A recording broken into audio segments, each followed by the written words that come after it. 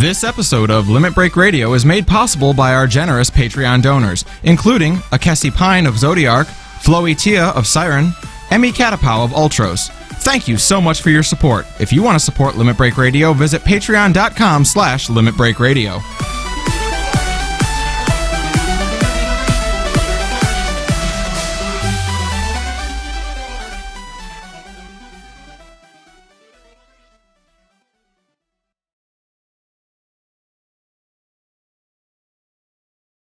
Live from Eorzea.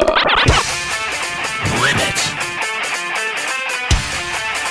Break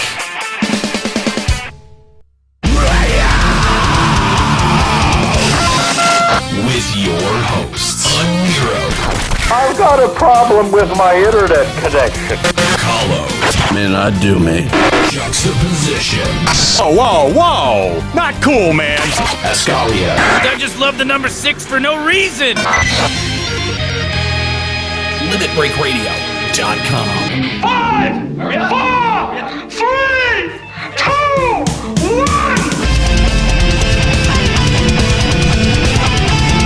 1. Welcome to Limit Break Radio,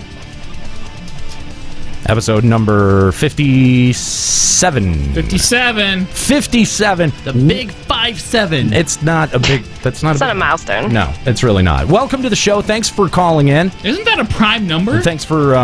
That's a really big prime number. I think it is, actually, yeah. What? Thanks for tuning in, is what I meant to say. Here at twitch.tv/Limit Break Radio, we are, of course, live from Eorzea. Let's kick it over to our Eorzean studios. That's not a prime number, by the way. Look at that. I know, prime shot right off the rip.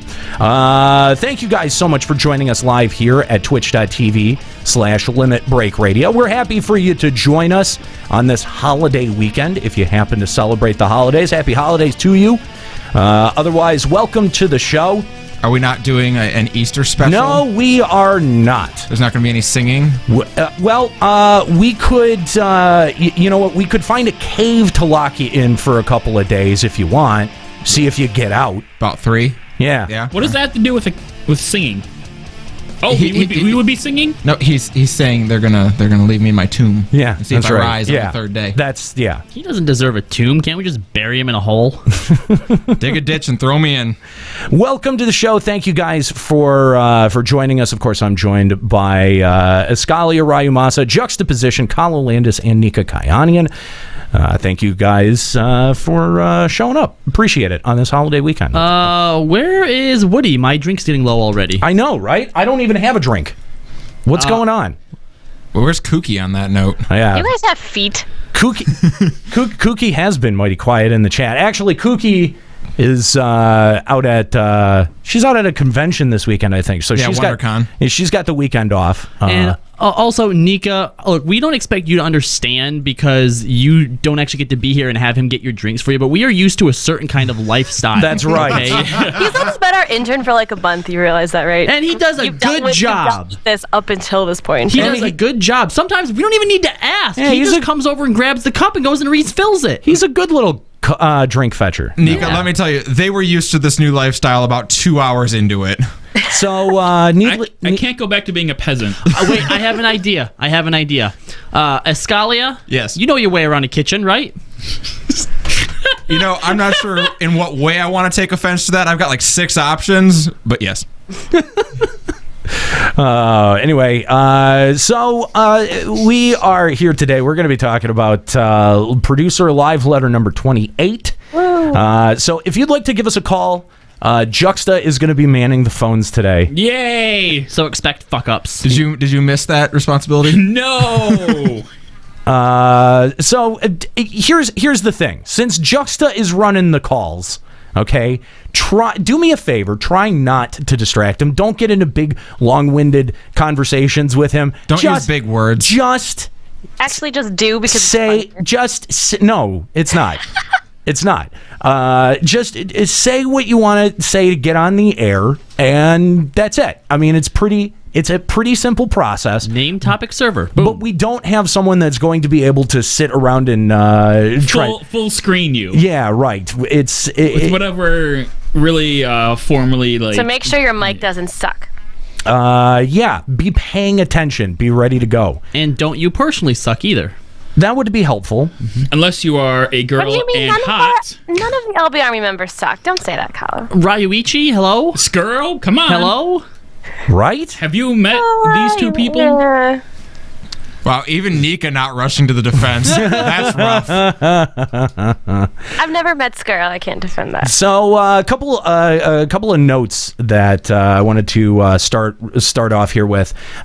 We mentioned this last time, but I really want to hammer this home. Our newer shows that we've been doing, our Final Encounter casts and our refreshes, those shows are going to be moving to their own feed starting this week. This episode of Final Encounter Cast will be the very last episode to go up on all of our feeds. So if you're subscribed to Limit Break Radio on our Final Fantasy XIV only feed and you want to still receive Final Encounter Cast and refresh content, make sure you go and subscribe to those feeds. They'll both be available over at finalencountercast.com.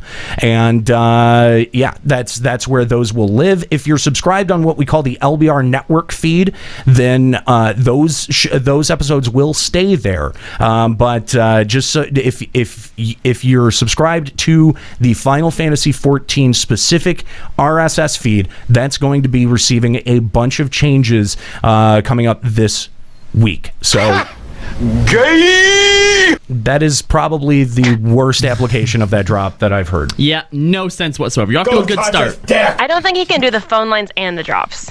I'm worried now. The drop quality immediately just plummets. You know what? Fuck you guys. He's like, my back hurts. He's like- and I just started working again, and it's the worst thing ever. RSS Aw. feeds. That's gay, right? That's totally gay. Sounds gay. I'm only half listening to everything because I'm trying to do Kookie's job and trying to do drops too. Like hit a drop doesn't matter. Can you go get me? Fuck it. Can you go get me a drink? Yeah. Oh, me too. No, fuck off. Get number 6 to do it. He's not doing shit. But it's funnier if you do it. Well, no.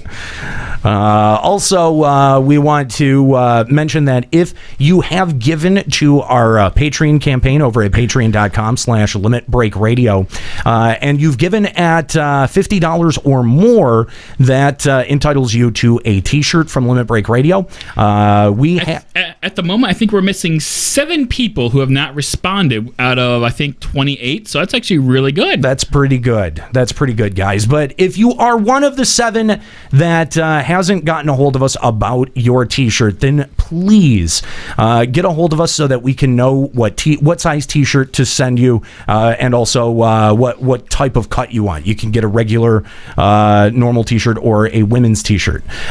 So let us know if you know you've given to Limit Break Radio, and those will start going out in the next week or so. So thank you guys for giving at patreon.com/limitbreakradio. Now we just want to make sure that everyone gets their shirts. So make sure that you get a hold of us with your shirt size. We also want to thank our sponsor, Alamo City Comic Con. Make sure that you check out their website, alamo-citycomiccon.com. That's October 28th through the 30th at the Henry B. Gonzalez Convention Center in San Antonio, Texas. They just announced on, they actually just had an opening night party for Batman v Superman, which is pretty cool. But you definitely want to, if you're in the area, go check it out. They've announced a ton of awesome guests that are going to be out there, including Amy Jo Johnson. Yeah, Pink Power Ranger. Original Pink Power Ranger. One of my very first crushes ever. Every little boy's first crush. Yeah. I love you. Jeremy Bullock, Billy D. Williams, Tim Rose, Brian Herring, Billy Piper, Tom Kenny, Ned Luke, Stephen Ogg, Dean Kane are some of the names that are going to be out there. The Penguin from New Gotham is also out there too. He's That's right. So if that sounds like something up up your alley, we're also going to be out there as well. Again, that's October 28th through the 30th at the Henry B. Gonzalez Convention Center in San Antonio, Texas. We also want to mention Cyber City Con. That's going down May 7th through the 8th in San Antonio, Texas. It's from the same people, of course, who brought you Alamo City Comic Con and Terror Expo. But you can check out more about that at cybercitycon.com. All right, so let's see what else do we have here. We're going to be on the next episode. We're going to come up with a giveaway to give away a 60-day time card that was given to us from let's see, Ludacris. That's it, Ludacris. It took me a second. I had to make sure that he's the one who owns that original drawing of the O-Sheep. Is that right? Yeah, bought it during the bet. Oh, nice. Well, if you'd like to win a 60-day time card, make sure that you tune in next Sunday to Limit Break Radio because we'll be giving one away. And Nika, did you have something to plug here too? I do. That my current free company, not the LBR free company, sadly, but my other free company, it is called Echoes of Gaia.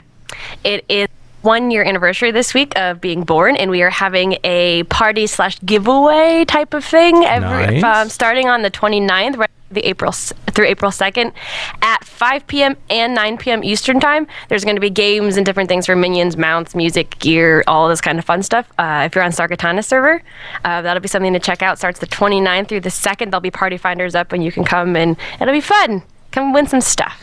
There you go. All right, cool. Well, yeah, if that sounds like something up your alley, make sure that... What was the date for that again? From the 29th through the 2nd at 5 p.m. and 9 p.m. Eastern. And we can post something about that over at limitbreakradio.com. We can, but we're not going to. Oh. No, Nika, you can. I was going to say, the funny thing is, Nika can actually do that herself. Yeah, you don't even need I will. I just have to figure out how. She has the ability. Okay, I got 10K saying that she never posts anything. Yeah. I'm not taking that bet. I'll figure it out. I'll do it. Okay. Challenge. It has to be from Nika. You can't just say, "Oh yeah, Nika did it," and then you post it, Escalia. Okay. No, I'll do it. No, I said I'm not taking that bet. Oh. Why? I'm going to do it. I don't think anybody's going to take that bet. Can I take that bet? Yeah. Yeah, you can. You guys are going to pay me stuff if I actually do it? Well, Juxta is going to. He's got the 10K on it. He's making a okay, 10K bet. sure. You got it. Okay. There you go. Maybe it'll get Should done. we specify Gil versus dollars? I'm pretty sure Gil is implied. Yeah, it was. Just checking. Escalia, I bet you 10K that if she does do it, Juxta still won't pay her. Again, I'm not taking that bet.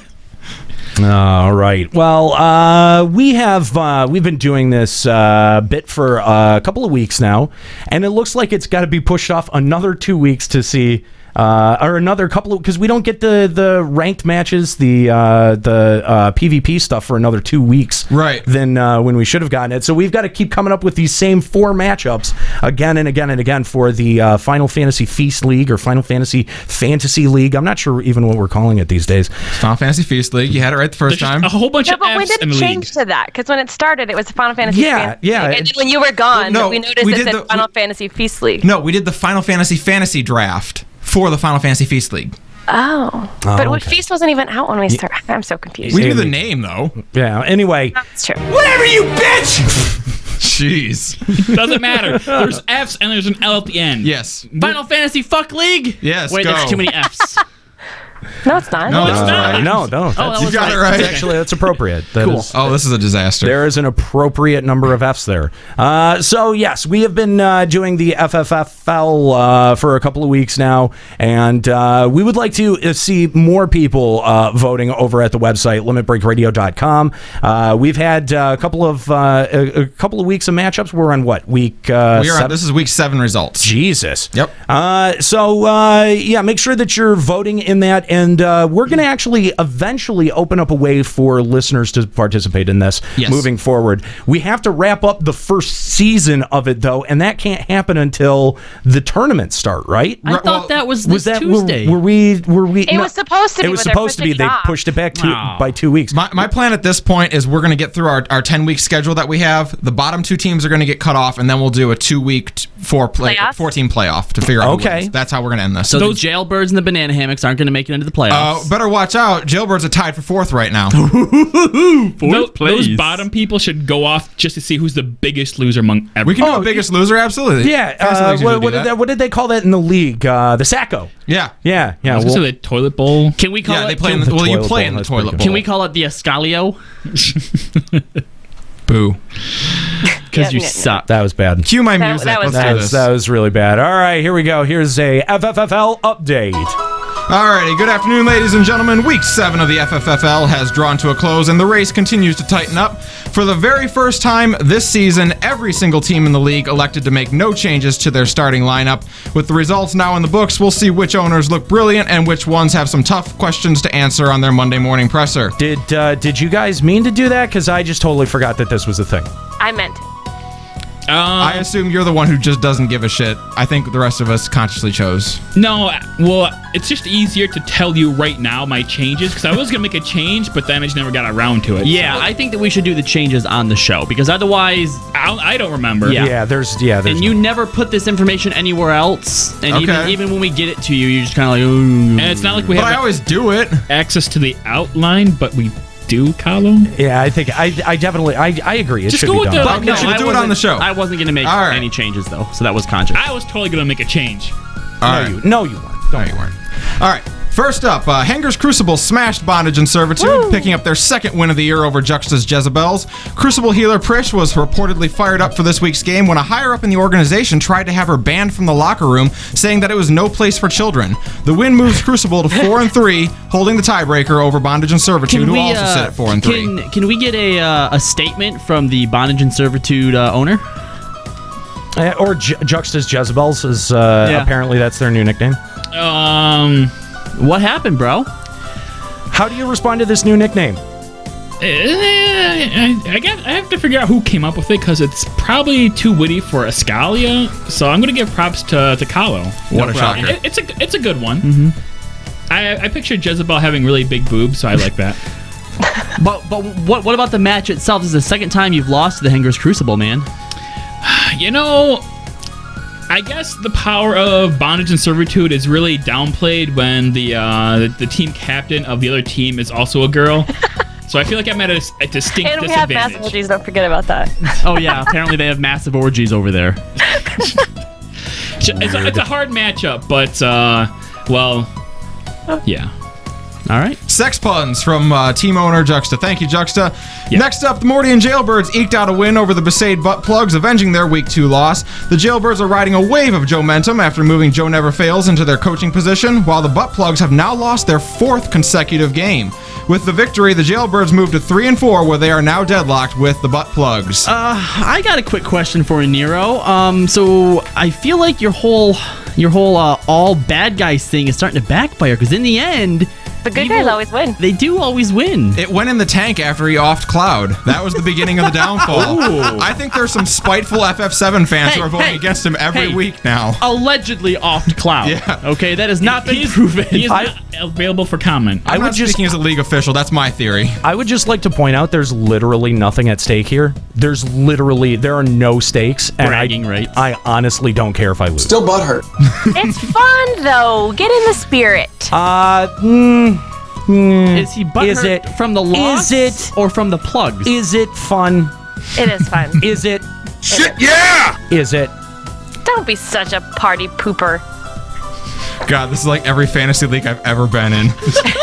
Lastly, the Callow Klux clan continued their dominance of Titan's Banana Hammocks, etching their 2nd win of the season over the upstart Summons and Speedos. With only a few weeks left until the playoffs, the Hammocks are facing some winner-go-home games ahead. They fall to 2-5, while the Callow Klux clan retake first place at 5-2. Woo! Well done. I really like how varied the standings keep going. At first it was obviously a Nero in the top place, but then he's keeps going. It's very The fluid. standings really did start to separate and then come back together really tightly, and now they're starting to separate again. Yeah. I find it very, very disturbing and troublesome that since I made my pseudo clan speech on the air, I've won every match by a landslide. I was trying to ignore that fact, but yes. This week on the waiver wire, teams can choose from Zell, Amaranth, Ico, Lich, Shantoto, Thancred, Emperor Mateus, Zeromus, Sabin, and Terra. Okay. Yay. With no players taken last week, the draft order remains Nika, Juxta, Callow, Aniro, Papa, and Ascalia. So, Nika, do you want to pick anybody up? Thancred is so tempting. I don't know who I get rid of though, because my team is rocking. I've got a sweet team. Boot your bench player then. Who's on my bench right now? Oh, no? I don't even know. Is it Ferris? You don't ever change the lineup. How should I know? I don't remember. It was I week can't remember 1. if Ferris was on my bench. Yes, it is Ferris. That sounds right. Okay, I want to swap Ferris for Thancred. All right, Ferris. I can do that, right? They're in the same position, right? They're both melee. They're both bench, so yes. Okay, bench can be anyone? Yeah. All right, Okay. Juxta. All right, well, Beatrix, I feel, with our newest loss, I don't feel like she is carrying enough weight. Are you kidding? Have you seen the size of her tits? She's carrying plenty of weight. Compared to the rest of my team, I feel like she's a lot smaller than what I initially hoped for. Oh. So we're gonna switch Beatrix out for Terra, and you make sure you find a good picture of her. As your tank? Yeah. Terra's not a tank? Are you kidding me? Have you played Final Fantasy VI? You just Yes. load up 128 magic defense on her, and you can't hit her with shit. Thank you, evade glitch bug. All right, Terra goes to Terra goes to Juxta in place of Beatrix. Callow, would you like to make any swaps? this week? Yeah, I'm unfortunately gonna drop Renault, and I'm gonna pick up Shantato as my range DPS. All right. I feel like you don't get much more Are you sure you don't want to pick up Aiko again? pew pew pewy as did I ever have? I don't think I ever had Aiko. Okay, well, I mean, she's your type. I mean, she's young, a child. A little girl character. Shantato. Shantoto it is. All right. Also small. Aniro, do you want to make any swaps? I have no idea what's happening. Okay. You want to put Absolute Virtue in your lineup? Okay. I think he wants Zell. Is Absolute Virtue on his bench? Absolute Virtue is his bench player, yes. What? Papa Woody, would you like to make any swaps? Get fucked. All right, You want to drop who for Zeromus? Okay. We'll do that. And I don't think I'm making any swaps. I'm good with this week. So that is all for that. Current standings are: in first place, the Callow Klux Klan. Second place, Henger's Crucible. Third place, Bondage and Servitude. Tied for fourth place, we have the Butt Plugs and the Mordian Jailbirds. And our Cellar Dweller is the Titans Banana Hammocks. The matchups for this week will be Bondage and Servitude versus Titans Banana Hammocks. The Mordian Jailbirds will square off with the Callow Klux Klan. Easy win. And Henger's Crucible will be up against the Besaid Butt Plugs. In other league news, famed Sandorian dancer Alexei Mayakov has declared that he will make himself eligible in next season's fantasy draft. Coaches across the league have been asked if having him in the locker room would be a distraction to the other male teammates. Kefka was particularly vocal, saying, "I don't care what he does with dicks in his spare time as long as he kicks them on the field." More on this story as it continues to develop. And that's what's going on in the FFFL this week, guys. Have a good one. Oh, I'd have to. You come up with these things. I'd have to thoroughly vet Mayakov, I think, and Yeah, I'm sure he'd enjoy that. ask him some of those make or break Isn't he the one that talks draft questions. You know what I mean? You know what I'm talking about? Get the Wonderlick test going on. There you go. There you go. Dude, trying to make up that bit, I'm just saying, like, is there a gay character in the FF universe anywhere to use for this joke? That was thank you. That was the best I could do. That's pretty good, though. Bit of a stretch, but you know what? I'll give But it to you. doesn't he talks with a lisp, right? Yes, and he's a flamboyant dancer. And he looks like a Nero. That's just in reinforcing stereotypes. But I'm pretty sure he makes comments that Check are your. like You know what? I'm gonna check your privilege. Okay. All right. I was thinking, like Fang and Vanille, they're arguably lesbians, and that's kind of about it. That's all I could really come up with. It's even more reachy. I know. Mr. Jack's pointing out Harsha font. Yeah, what about Hearts and Farts? Okay, well, we're doing the English version of this game, so he's very straight. Ever. All right. Well, thank you for the FFFL update. Just so in the future, I think we're going to start off with FF14 news, just to lead off real strong right there. But since the Thanks, Dick. since the this is my nice way of saying that we're going to move you to the back of the program. That wasn't a nice way of saying it. No, Eat it, Dick. no, it wasn't. I don't feel the need to be particularly nice. What a shock. Ever. But no, we've had some feedback. Why is this right at the beginning of the show? Oh, have we? Yeah, yeah. I like And it. it kind of made me think. See, Why is it at the It's because beginning? it's a Are you fluff okay? thing, and we do all the fluff things at the beginning. See, Yeah, we've always done show news stuff before. Yeah, but 14 news. that's different. This is different from show news. Though. Okay. It's a bit. Well, I'll tell you why. It's we're a bit 36 that if we're our discussion 36 goes minutes long, into the show. if And our we haven't discussion talked about goes long, we run out FF14. of time. Oh, just talk right over me, We're Nico. 26 minutes into the show. Just talk right over me. Still, though, 30 minutes into the show, and we haven't even talked about any FF14. Fair enough. We talked about Thancred very briefly. Does it hurt more that it was like viewers' feedback that pushed you to the back of the show, or was it better when you just thought that it was a Nero doing Oh, it? it hurts more being viewer feedback. I don't give a shit what he thinks. If you're so excited about worthless garbage, you want this too? I'm glad that Nero got my email. I hate all of you. Fuck off. Oh, anyway, all right. Let's check out what's going on in FF14 news. This is a Limit Breaking News Update. Outside of producer live letter 28, there is not much going on. We do want to remind you that the free login campaign is happening right now. It is going on until April 13th. So make sure that if you haven't taken advantage of the free, 96 hours that they're giving out, that you that you log on and you take advantage of those 4 free days. Remember that they're not cumulative. That the minute you log in, that starts your 4 days. That starts your 96 hours. Enjoy it. You can get through. I'd say if you can get through most of that time uninterrupted, you could probably get through most of 3.2. Yeah. So no sleep, no bathroom breaks. Poop sock that shit. That's right. Also, we want to remind you that the music contest is going on until April 11th. If you haven't entered that and you are musically talented, then make sure that you enter that by going to FinalFantasy14.com. Check the lodestone for more details. Has all of the entry requirements right there on the page. Make sure that you do that. I've got a couple of I got a couple of previews of entries from folks that we know, right? That we featured on Limit Breaking Music before. But I don't know that they've actually posted them to YouTube. So until they post them to YouTube, I don't feel right playing them. Some of the people that we featured on LBR Music have actually sent you previews specifically. Yeah, that's really cool. Yeah. Cool. But I don't want to play them until they're officially available. I get that. The other ones, they were publicly available on YouTube. That's why we decided to play them. So, if you are working on an entry, good luck to you, and hopefully you do well. So, you know what I'd like to see? I'd like someone to do a beatbox version. Ooh, that would be cool. So do it. No, I can't. Are you kidding? Like beatbox with your mouth, or like beatboxing with like an NPC. No, like with your mouth. Oh, okay, gotcha. With an NPC. Oh, you mean where they like look like they are? Huh? How do you beatbox with an NPC? That's what a production studio is called. It's referred to. Oh, yeah. I thought you meant like a character non-player in game. character? I'm like, no, what? it's not. No, We do an MMO-based podcast. You got to watch what you use those acronyms. apparently 7-Eleven in Japan is offering FF14 promo rewards. I thought that was weird. Yeah, that's not fair. Isn't 7-Eleven like a big deal in Japan? What? I thought they were like, I don't know. What? I thought they were like a major thing. Well, they're a major thing here, but I thought they were like a major thing in Japan. I don't know.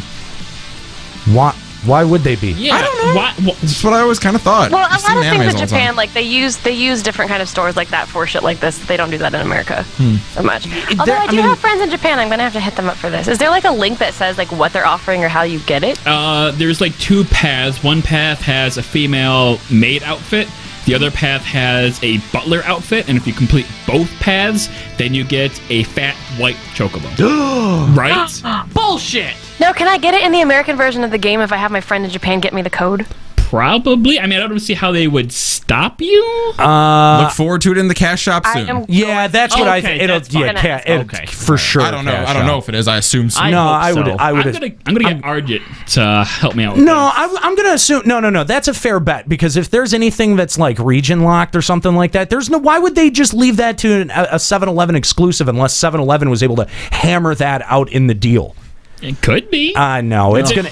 Give it time. It'll be in the cash shop as soon I as the hope promo's so. over. What about that Chinese themed outfits? That's in the Chinese version, but in no other version. Because that version doesn't cross over to the rest of versions. Like the Chinese people aren't playing with they us can't on the play. same Yeah, they clients. can't play on the same servers as us. What? They have. Yeah. They have segregated servers. Yep. Racist. China's a bit xenophobic. It has to do with China, not with the. I think it actually has to do with economic stuff. Oh, look at that, the race car. Wow. Oh, they're behind us, like in the update schedule too, aren't they? Or is that? Yeah, there are quite They a are. few patches behind us. So I mean, that would be another reason why they'd be segregated. And our final bit of FF14 news before moving into Live Letter 28 is patch 3.25 is going to be hitting on Tuesday. Yeah! Woo! Yeah. 3.25. I'm kind of impressed. I would have thought that this would have been another 2-3 weeks out. Yeah, this was definitely This a quick is actually turnaround. the first time since Heaven Ward's launch that I felt that the patch has came in a timely manner. Yeah, it has actually. I'm still engaged. I mean, granted, I'm not really doing anything besides gathering tomes, but I'm still doing like dailies. I mean, I'm still doing the Midas raid. I'm still engaged with the game. Do you think it feels shorter because we've had so many like smaller patches between 3.2 and 3.25? You mean like with feast adjustments and stuff? Yeah.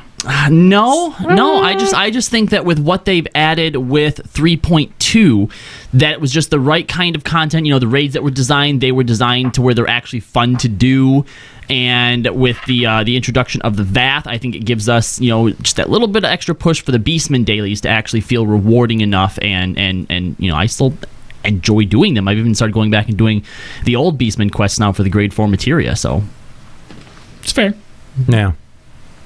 I mean, and that's the thing. If you're not raiding, it's pretty much tome capping. It's tome capping or getting stuff out of Alexander Normal, which I was really surprised how quickly I was able to get all that gear. Well, also, I mean, keep in mind, I'm sitting at 220 right now. Also, keep in mind too that because you were also gathering lore gear, that cut down on how much Midas gear you actually needed to get. I haven't gotten all of my Midas gear, but I have all that I need. Nothing else that I can get at this point is going to be an upgrade. You know, what's really interesting is they've sort of shot their lore weapons in the feet.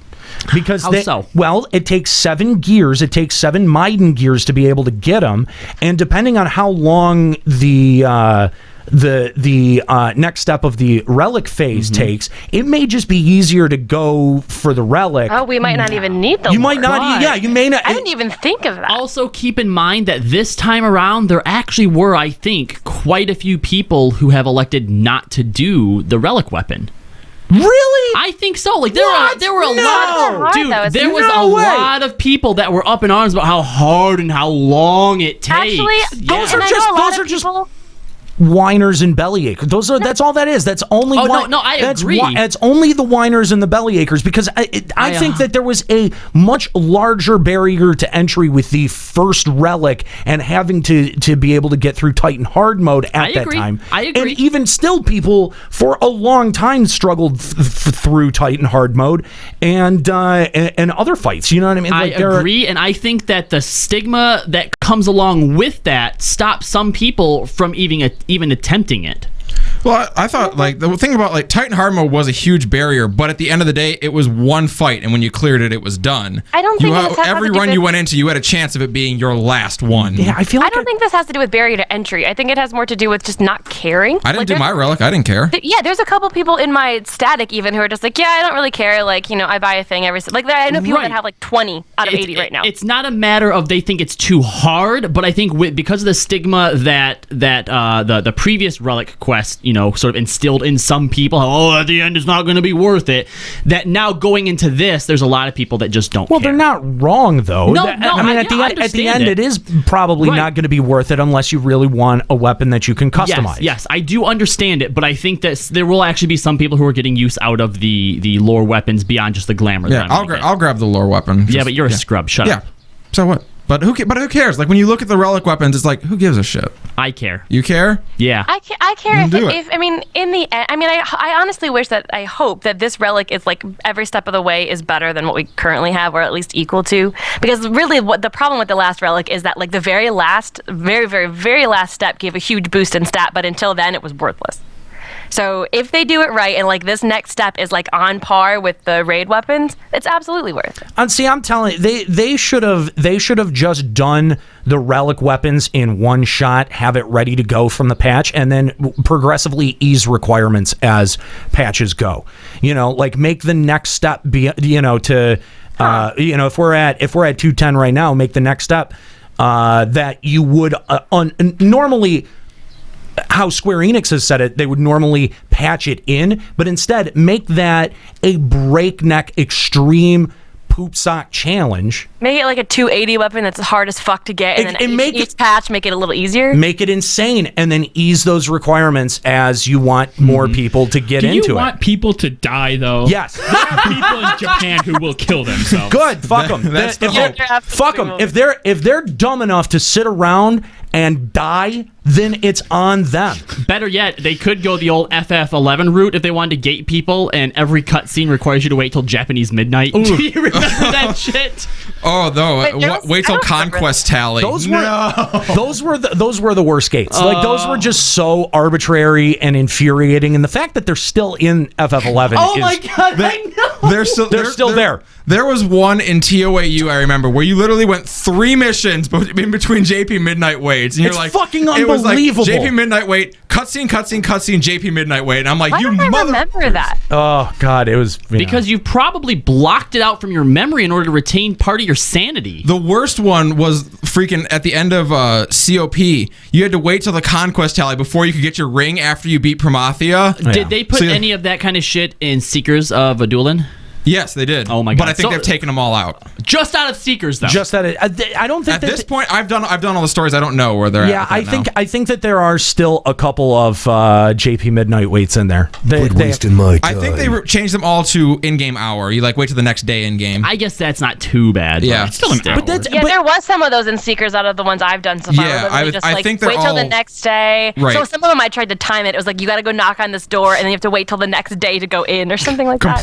Completed at 23:59 and then you're ready to go. Yep. Still butthurt. But the thing, I mean, like I do like having the option to be able to grind it out and having some people who are willing to do it. It would give, you would have less downtime overall. And there you have a completely developed, why patch it in? What's the purpose of patching it in? What do you need? Saving JP lives. But JP lives matter, Nero. I'm sorry. It comes down to if you're stupid enough to sit there and fucking die over a video game, then you know what? Video games do not need to make themselves so that doesn't happen. That's a fucking choice that someone makes. But isn't this kind of the same argument that we run into with people who don't want lore to be capped on how many you can get a week? No, I think that's different. If each lore, like if you got one Tomb of Lore per 3 dungeon runs, then you might have a point. Yeah, I mean, it's not.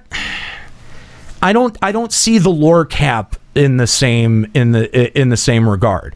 I guess to me they're very similar. Like it's still just a way to artificially gate what your level's at or where you're at until the end of the patch.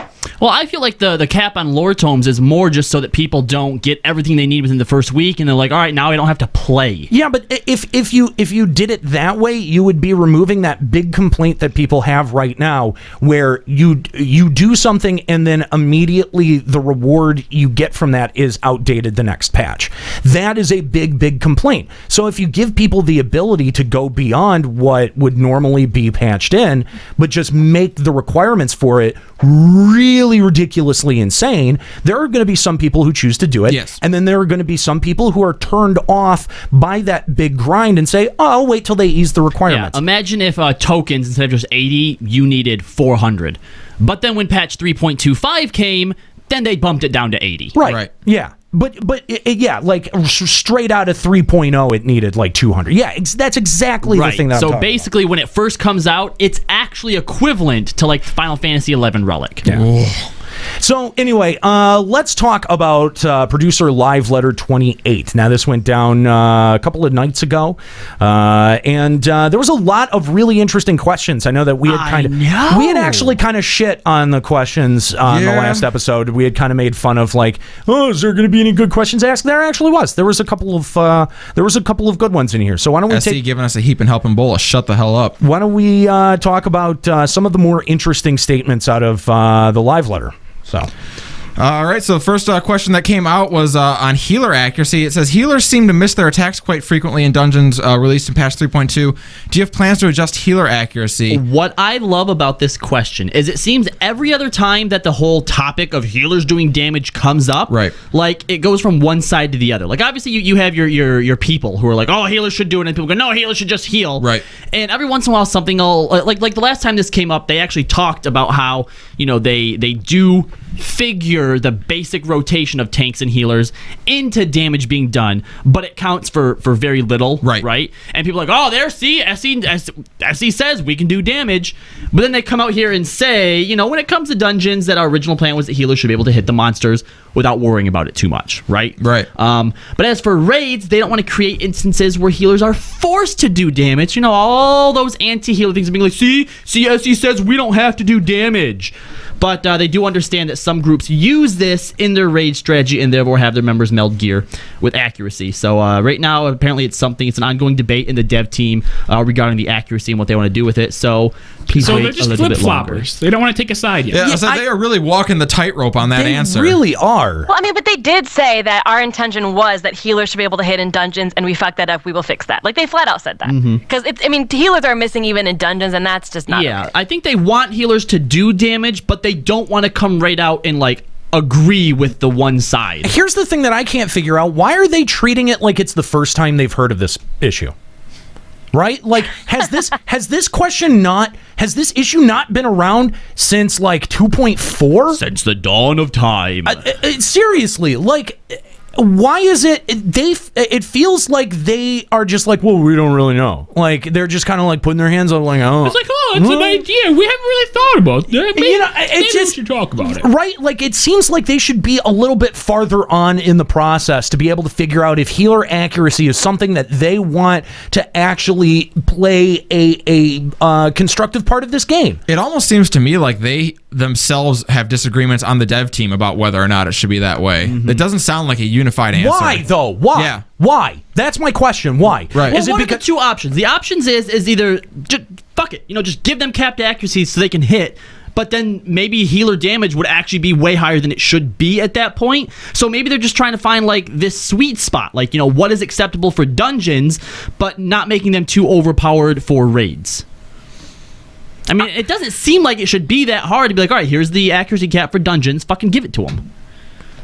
But then they have that much more accuracy for raids, so they can put more materia into damage. Yeah. Right. I think Square Enix is just really uncomfortable with the idea of a healer doing damage as just a role, and then why they need to drop it. They just need to drop it. I don't know. But I don't know. They either just need to they either need to give healers the ability to do damage and then design fights so that healers have to pay attention to more healing and do less damage. They have to make, you know what I mean?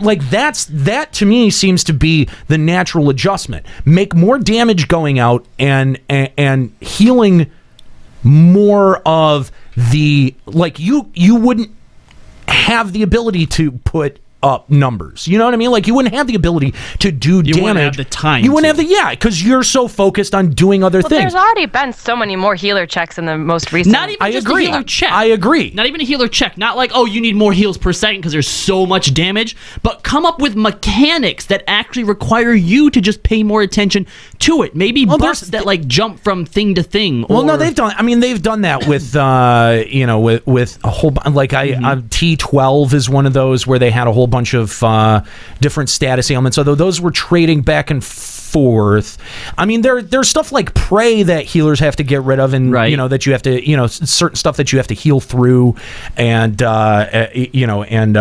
Dispel and stuff like that. But it seems like this isn't a math problem, it's a mechanics problem. Right, It's a design issue. But you kind of saw it with, like, in Void Arc when you had Kushalin, when that was still new, like that the massive damage over time that would get put on all the players, that forced the healers to focus so much more on healing. Right. So maybe you look at something like that with more mechanics with DOTs on the party. They kind of do that. I mean, in general, there are parts of raids where healers are not doing damage, they're just healing. But then there's a lot of parts where when the healing's a little bit less, the white mage will solo heal and the scholar will fall at DPS. And I actually think that's really cool, and I like being able to have that strategy. And honestly, if they started making raids where healers could not do damage, I would be very upset. Because the only reason I play healer is because I can do both. I guess some people might just have to be upset. Not saying that they can't, but that it's just more. It's more difficult. It takes more skill. It takes more finesse to do it.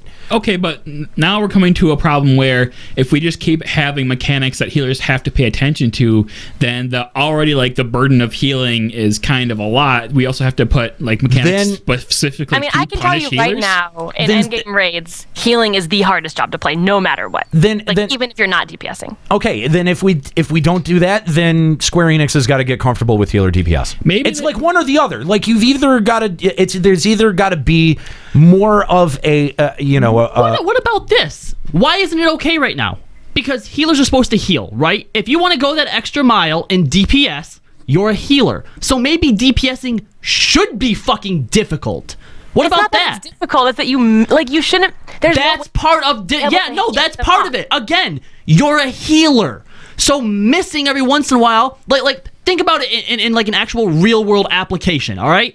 Medics probably don't have as high as a firearm proficiency as snipers or people who are like, on the front lines doing like the assault, right?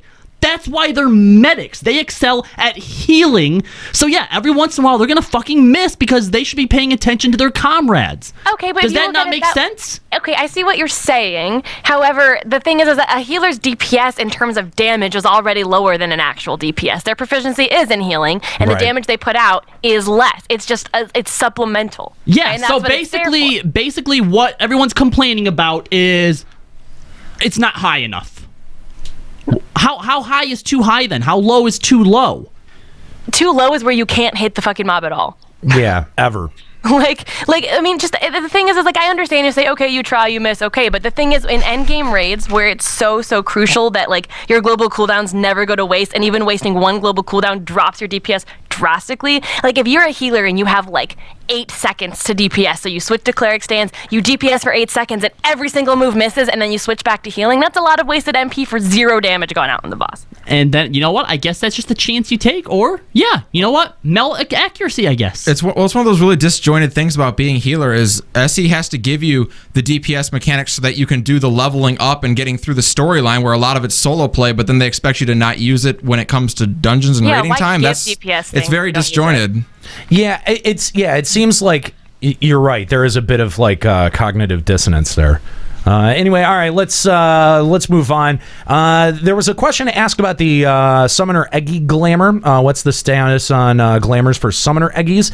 After assessing the resources needed to make this happen, we discovered that we needed an immense amount, so we are planning to release them one patch at a time. We're working towards implementing them starting from patch 3.4, so please hang in there a bit longer. So they need more pylons? I'm very confused. I don't understand why this takes so many resources. Well, I'm assuming it has to maybe do with like the moves that they're doing. Like if you're using Ifrit and use a certain move, but they have to glamour it to like it'll end up doing a different move if you're using a different Eggy glamour. Like it would require a lot of resources to like map it. Right. I assume this means they're doing all the particle effects those are all going to change. Like whenever the Eggy does something, it's not just going to be like, oh, now Ifrit is using what your old Eggy uses. It's the same like effect. He's going to have a unique effect to him. I can't remember when they say Eggy glamours. Does that mean like letting us make them look like Carbuncle again? Like what else are they going to glamour them to?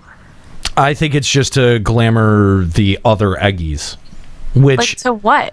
Like, what would I glamour them to? Like Ramu. Or Yeah, if you're using... So they would have to make whole... Okay, so that's probably part of it, too. They'd have to make whole new glamours with whole new, like, animations. Yeah. That's what I assume That's what I assume is the big thing, is that they're having to make different animations for their abilities. I'm hoping it's just cooler than what I think it is. Because if it's just like, oh, I have Ifrit out, but I'd rather look like I have Garuda out, then that's stupid, and it really shouldn't take that many resources to do. Yeah, you know if it's literally just a reskin, that sucks. Yeah, that is not Right, a hard thing to do. if you use, like, whatever Garuda's, like, dot move is, and then, but, like, if you have Ifrit out, they're going to need to, like, figure out which move of Ifrit's looks like that, or, like, reskin Ifrit's model so that it makes the same move that Garuda does. That could take some resources. I guess. I don't know. I think it's just the particle effects. I think that's the biggest hang up. Yeah. I think. And maybe, like...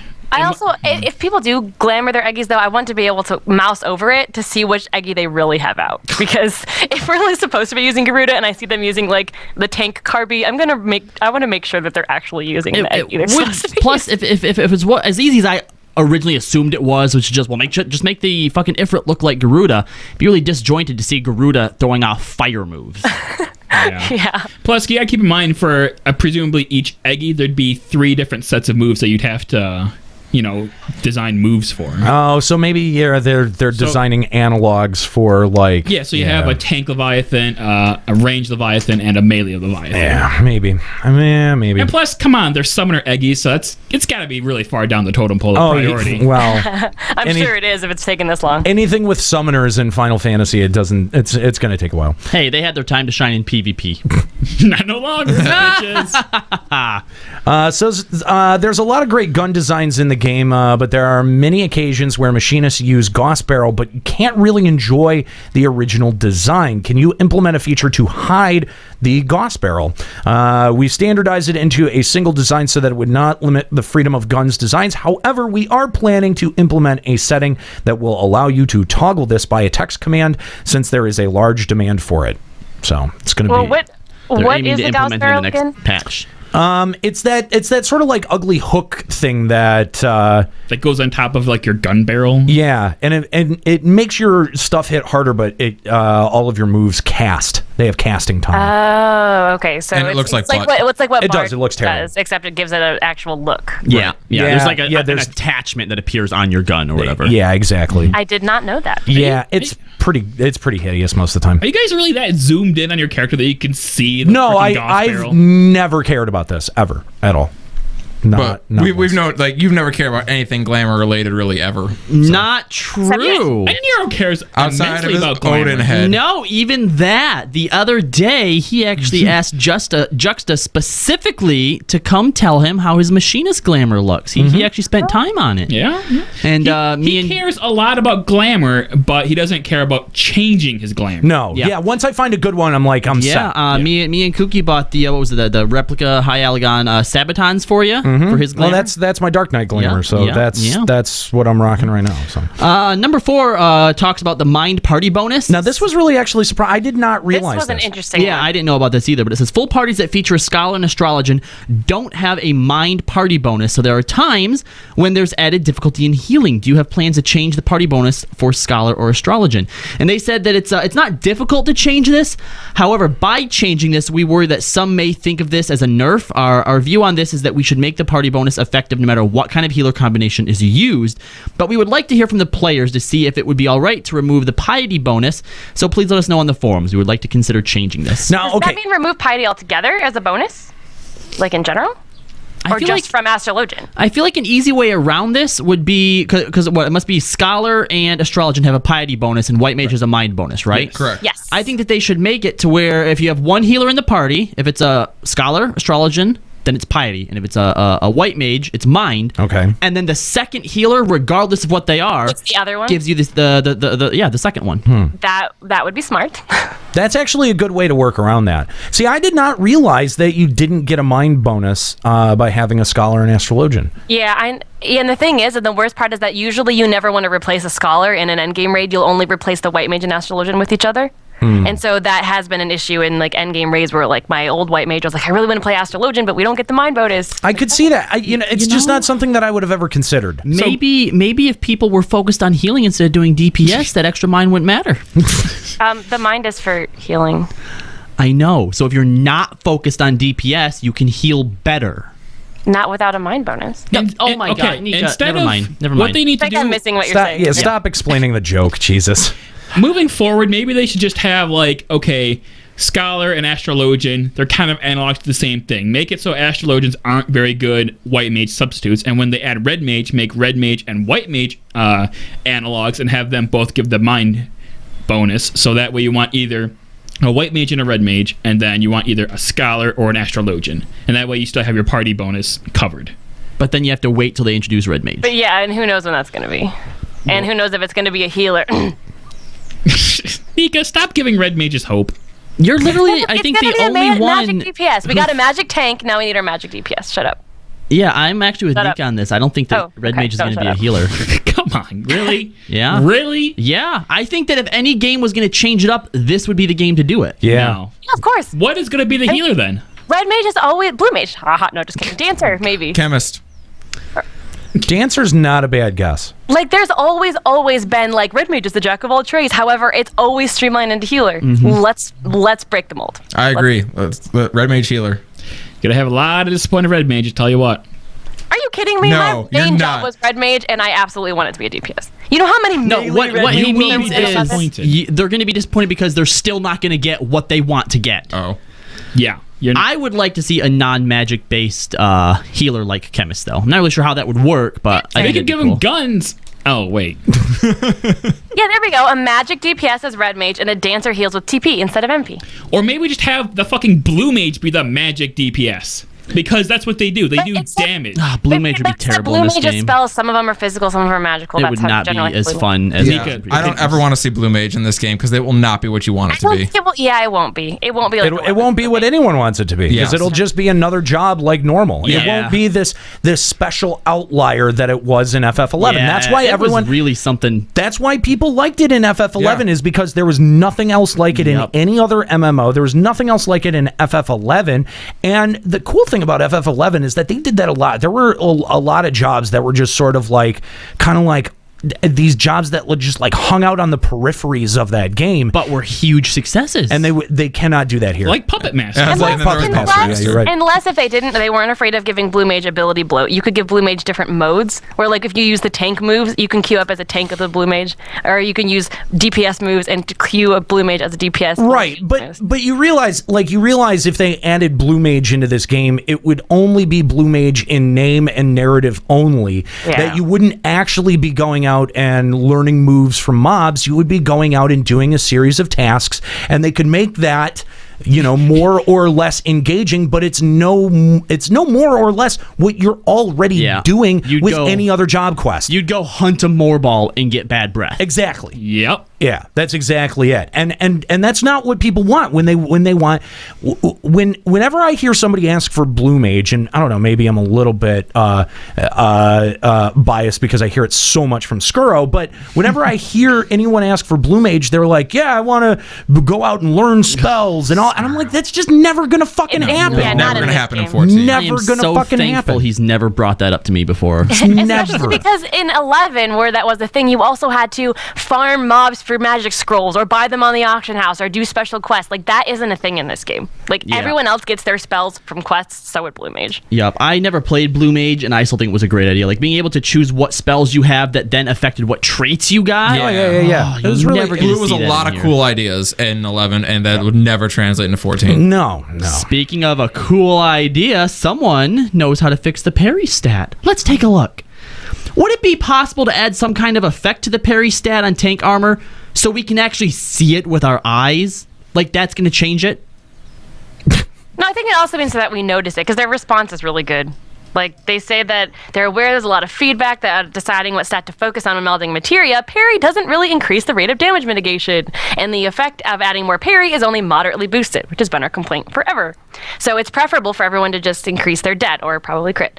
They said, we feel that large-scale adjustments are necessary to parry, and we are looking into doing this in either patch 3.4 when the item level increases, or in 4.0. Well, that's good at least. Yeah, and they've needed to do something with parry because it's been one of these... Parry blows. It really is. It's not a good stat. There's no reason to stack it. I mean, you don't even... It's not even a thing that gives you diminishing returns. It's you straight up do not see... Your return is already diminished. Yeah, you're wasting the stat slot. Right. I mean, if it happens to proc, then you can kind of see it a little bit, Right, but I really... notice it when I I parry like some physical tank busters and stuff. Like, I do see that. But it doesn't... It's like 20% or something. But it doesn't increase your parry rate. It just increases... does. It decreases the mitigation... the damage mitigation of when you do parry. Yeah, and it's weird because, like, even if you add a whole bunch more parry, it really doesn't, like, it doesn't, like, do anything. See, I feel like parry should increase your rate, and, like, your defense should determine how much, or maybe your attack, since you're pairing with your weapon, should affect how much you actually... I agree. Isn't shield block the same way, too, though? Like, when you shield block, it's exactly like... I mean, there's no shield block stat. See, but I think makes it different, but... I think what they wanted to avoid was people stacking parry so literally every attack is parried. Well, that's the thing is, like, you come from 11 where parry was a brokenly powerful stat. That's right. And you come into 14. You just sit there and you just see your hands going crazy. Like, parry, yeah, well, literally, in that, if you parried something, no damage. That attack effectively is null against you, and that was a hard thing to transfer over to 14 because the only time you would really care about actually, like, just stopping attack flat out would be the big moves that the enemy does in the raid. It wouldn't be its regular attacks that you care about. But you can't have a tank able to just cancel out a tank buster. Because if you can do that, all you're going to do is stack parry. Well, I'm sure they could find ways around that, like either making it so that big attacks like that, ignore parry, or maybe when you parry big attacks, it doesn't have as steep of a penalty on that attack as it would on a normal attack. Yeah. So, all right. It would be nice to see the parry stat be a little bit more utilized. More attractive. Yeah. Slap a dress on it. Where I think the parry stat actually works out well is, like, if you can find a way to put it on some DPS and let that be their form of, like, mitigating a little bit of damage and not getting beaten up so badly. Right. Meh. So there was a question in here about cross-world raid finder. Since the introduction of Alexander Gordia Savage, the number of parties for it in Party Finder seem to vary greatly depending on the world. Do you have plans to make it possible to recruit members across other worlds? And the answer that was given is that there have been many players who transferred to other worlds in order to clear Alexander Gordia Savage. We're aware that there's a difference in the amount of Party Finders available for raiding depending on the world. With that said, we're currently developing a raid finder. The system is similar to Duty Finder, and it would only apply to the newest raid content. Players will be able to make fine adjustments such as the reason for the raid, whether or not it's a practice or for clearing. We're also planning to put in checks to see if the player has the achievement to prove that they have completed the content. We're currently aiming to introduce this feature in patch 3.3. We're also developing a party finder that works cross-world, and we would like to follow up on that progress at a later time. We're going to first implement the raid finder. That's pretty exciting to know that raid finder's coming in 3.3. Mm-hmm. Yeah. Okay, now they say it's going to work similar to Duty Finder. So are you going to just... It looks like you pick a raid, you queue up for it, and you get matched with people. However, you can select if it's a learning party, a clear party, or a farm party. Right. And clear That's what party, it looks like. clear and farm parties probably look like they... Or no, farm parties would require you have the achievement. Right, it says there is unlocked. a check to see if you have the achievement. Yes. So I'm assuming if you check farm party, then it has to say, I've already cleared this before. I would assume so, yeah. Yeah, and you know what? That makes sense. I think that's pretty cool. I mean, dumping you in with randos is not the worst thing. The big question for me is that will you be able to queue up with multiple people? Are you going to be? I hope so. Are you able to queue up with like 2 or 3 people, or is it going to be solo queue only? Because I have a sneaking suspicion that this is going to start as solo queue only. Really? Why though? That'd be Why would they do because that? Square Enix. Because Square Enix. I agree, but Especially, what logic is there to that? There's no logic, because say I'm like in my static and we have cleared it and we're farming it and someone's gone for the night and I have 7 of us and we just need to pug one person, but no one's answering our party finder. Just queue up and raid finder. One person, instant go, boom. Yeah, that makes sense to me. Let's hope that's because that's too easy for Square Enix. the thing that I'm not even trying to be a dick. Like, they really do overcomplicate things like this. They always do start it off solo queue, which makes no sense. Yeah, they really do. I mean, but I think they didn't think about they didn't like have the means or the resources to implement party roulettes now and whatever. But now that they do, who's to say that going forward they won't add party queue right away? It's true. Now that you can duty finder all the roulettes as groups, maybe this time they'll just start you can't that way. argue that that's because they didn't have the resources, because you could queue as a party for half of them and then not queue for a party as the other half. Completely arbitrarily, too. Yeah. It didn't seem like that was a system limitation. That was just an arbitrary decision that we don't want full parties to go and queue for leveling dungeons. Which was the stupidest shit. It really was. I mean, there is literally no system side.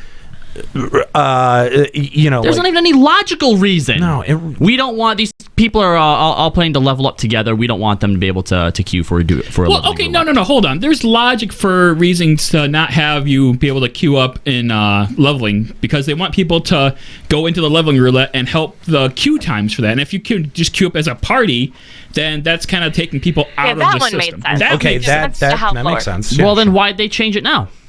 Because I guess they feel like the amount of people in the leveling roulette solo is adequate now. And I think, new players to the game are less and less. Also, now that there's a mentor roulette to help the newer players that way. Nika, that's a good one. The question that I have, though, so let's say that they implement this raid finder and stuff. All right, this has sort of eliminated the reason for people to hop servers where their raiding community is maybe dead, but how do you now get people to start dispersing back to the servers? I don't know, but this does eliminate. Yeah, that's actually a great question, Kahlo. On the servers where Party Finder's already dead, is this ever gonna? This is just gonna kill Party Finder further. Obviously, you could offer free server transfers to servers that need it, but what's your incentive to go there? I mean, if I'm on Gilgamesh right now, where there's 10 to 15 clear parties up a day, even though they're offering a free transfer to fucking Cactar, why would I go? Maybe a better economy? Make Gil? Friends.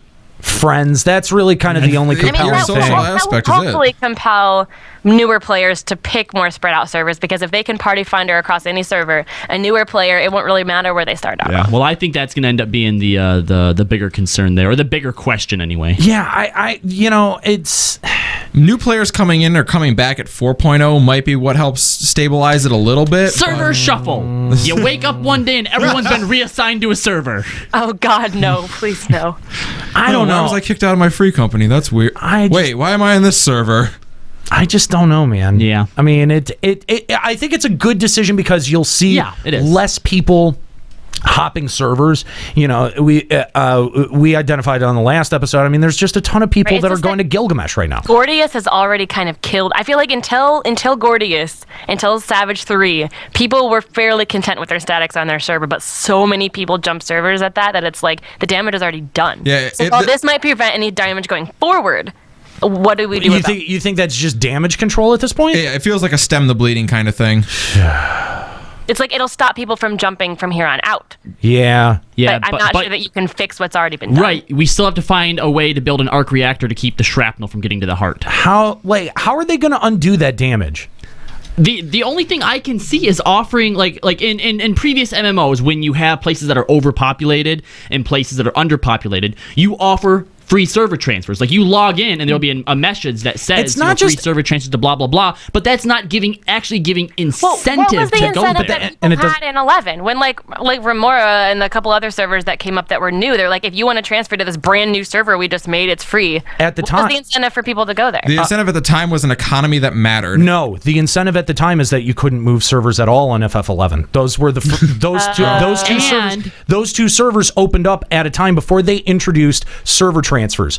So if you wanted to get the fuck out, if you wanted to get the fuck off your server, that was your opportunity. Not even that. Because of the nature of Endgame, a new server with nobody on it means less competition for drops. Oh, that's true. That's what I mean. But also, like, with a brand new economy to start, like, if you were someone who had a lot of items and stuff, or a lot of gil to go over, you ruled the economy over there. You know, actually, but with the strict gil transfer rates that they have nowadays, you couldn't do it now. No. But if they were trying to balance servers, that might be something that you look into. Hey, we will lift the cap on that sort of thing as you transfer if you go to this server. Dude, I forgot about link shells transferring servers because another link shell would not let them get drops or fight or do shit. Yep.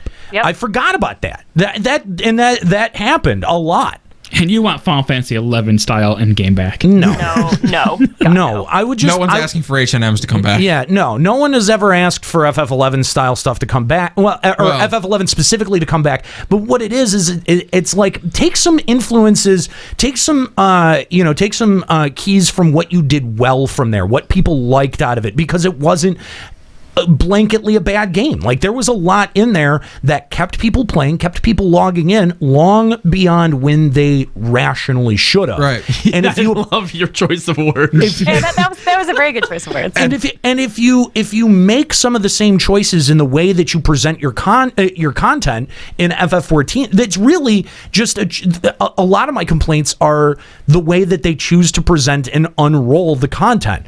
And in some ways it's better than 11, and in some ways it's not as good as 11. And I'd like to see them just take more cues from what worked about 11, not take the shit that didn't work. And I totally accept that that's highly subjective, but I think that it's hard right now to look at FF14 and go, here's what they took from FF11. It's easier to look at it and go, here's what they took from WoW. Yeah, it is. Mm-hmm. And speaking of WoW, we have Joe Never on the line. Wow, he's great. What up, Joe? Wow.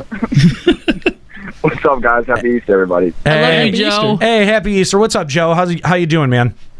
Chilling, man. I had a little bit of free time. Wanted to give you guys a call. Say what's up. Right on. Well, thanks for calling in. So we haven't talked to you since the feast actually was officially put out.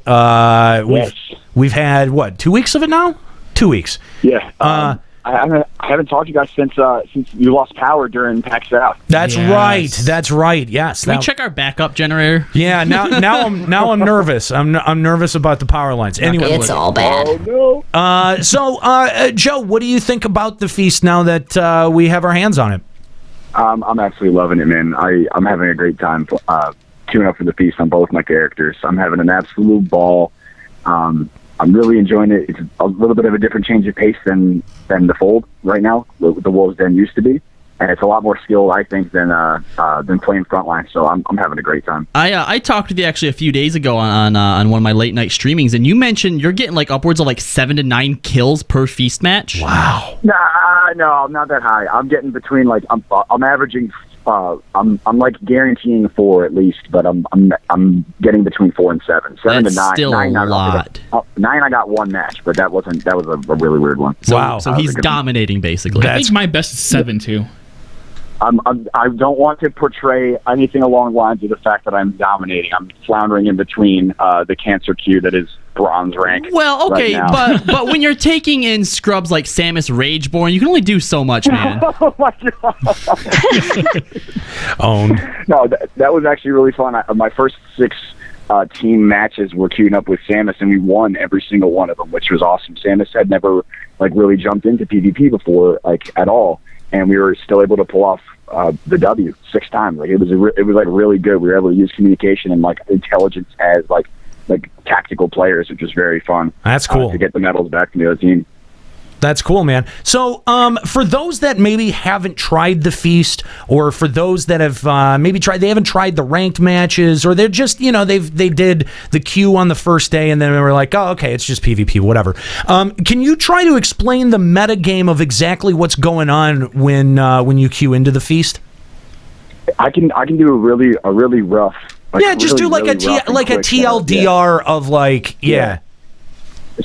So basically, real quick before I get into this, Scalia, congrats on your fundraising stream. Oh, thank you. A couple weeks ago, dude. Don't acknowledge him. Really good job, bro. No, Joe, I actually want to say thank you to you too. Since I put you in as coach of my team, we haven't lost a game. That's what I'm talking about. Out of 2. Out of 3. You know what? I actually feel kind of bad now because that's about to change this week. Oh, well, we'll see about that. Oh, No yeah, high five for you. Anyway, Joe never fails. Anyway, the way that the feast works is it's a 4v4 matchup between one tank, one healer, a melee DPS, and a ranged DPS. And instead of it being the old way in terms of the fold in 4v4 in level 50, at level 60, every single one of your players gets 100 medals. And the goal of the game is to either take all of the team's medals, which is whoever gets 600 medals first wins, or to have the most medals at the end of a certain period of time. It's 10 minutes right now. It's going to be changing to 8 minutes in one of the next PvP patches. Yeah. So you're going out. As soon as you get out, you find the feast area.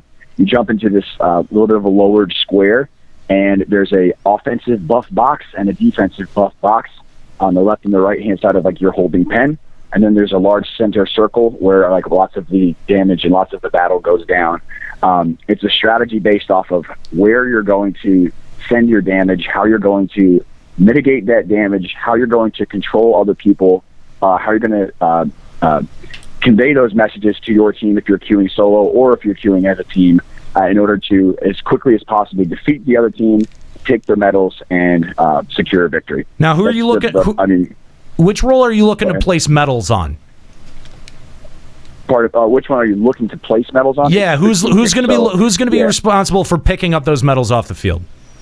So the way that the medals work is anyone on your team can pick up medals, but the detriment to holding those medals is that you're going to receive what's called a heavy metal stack, and that's going to increase the damage that you take. So it needs to be communicated and strategically placed on a certain member of your team. For example, if you have a defensive buff, you can probably take a stack of medals.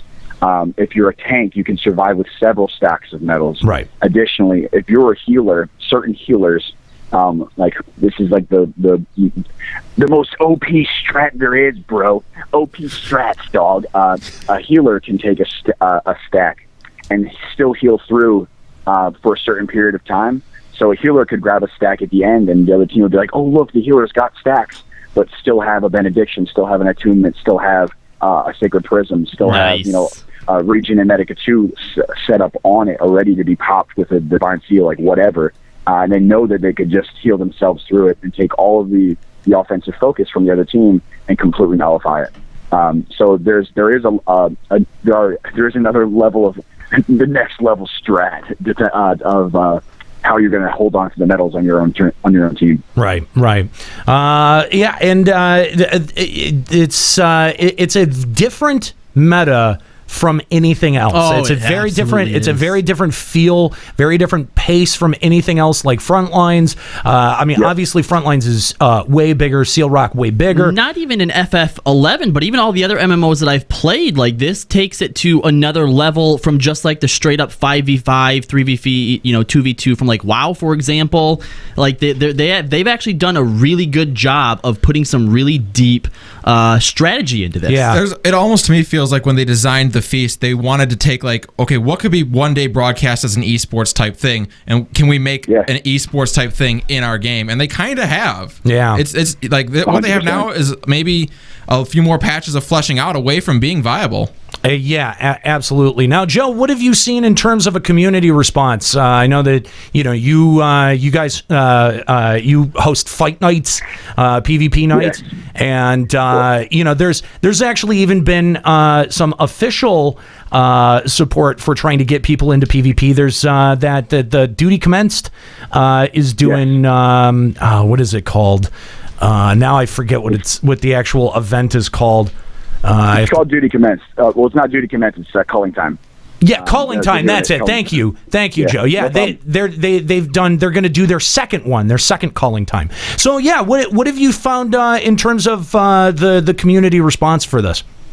Well, what's awesome, and just to preface this, is that like I'm sure some people who are listening know, like, there has been a PvP community in this game. There is a PvP community in this game, and there always will be a PvP community in this game in North America, in Europe, and in Japan. So having said that, the community around PvP has been preparing, has been strategically having meetings. Like, I'm not even joking around, and like really setting up and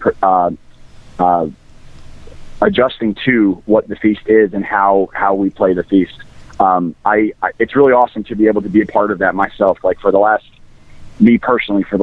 over 2 years, I've been talking about PvP and raising people's PvP awareness, starting from FanFest. You know what I mean? Like, I do my absolute best to get people involved and give them the information they need and everything like that through my broadcast. There are certain players that have been doing this on a completely new level, which is Nikoza and Pochi of Gilgamesh. They both run FFXIV PvP and PvP Reborn, two websites, one which is like a community, and the second is like analytics based off of PvP. FFXIV PvP is like absolutely insane if you're looking to track your stats, right? Like actual damage dealt and things like that. It's really, really incredible and in depth. Before the feast came out, I'm going to give you guys a little bit of a background, which is awesome. The PvP community in North America held pretty much a secret conference. And I'm not joking around about this. Like, this is a secret quorum, if you will. Yes, and I was very grateful to be and honored to be invited to this. And I started listening. I was actually raiding while it was going on because it was doing the exact same. It was the exact same time. So I stopped talking and I'm broadcasting my raid. And I've got 1 ear in TeamSpeak, the PvP conference, and 1 ear in TeamSpeak, my raid. And I'm kicking ass in Alexander, which is like really, really fun for me. I'm listening. I was actually trying out for my static, which was nuts. That's how I got into my static, which was really fucking crazy. But I'm listening, and I start listening, and I start hearing T-Pan talking. If anybody knows T-Pan or has heard the name T-Pan or sees the name T-Pan Beast in Twitch, he's an absolute god when it comes to PvP. Like completely out of his mind. Like, knows every single thing. He's a fantastic strategist. He can catalyze players, like get people to work together really well. He's a very, very strong leader.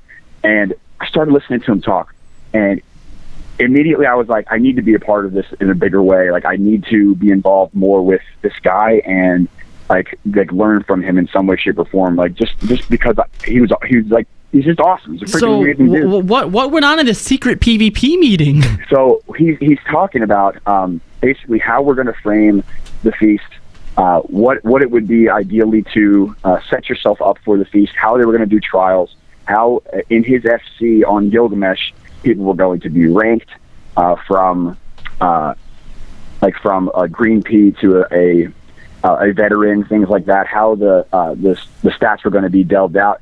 It's 100% PvP static. So after talking and after listening to the PvP conference and like getting to know some players, I know a lot of them from like playing matches and things like that.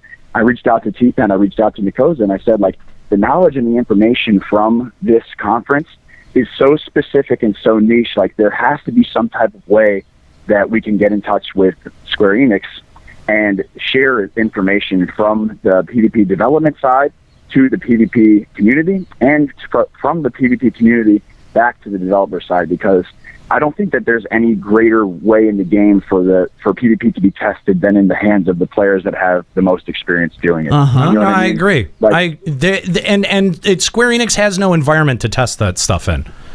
Correct. It's the same analogy that I made. I talked about it yesterday. The same analogy that I made that is made between their scaling, their practice that they did in the pacing of A3 with invincible characters that couldn't die with maximum level gear. You know what I mean? Like, oh, this seems fun. Oh, this seems fun. Let's throw it out into the community. And then you see the reaction that came out from that.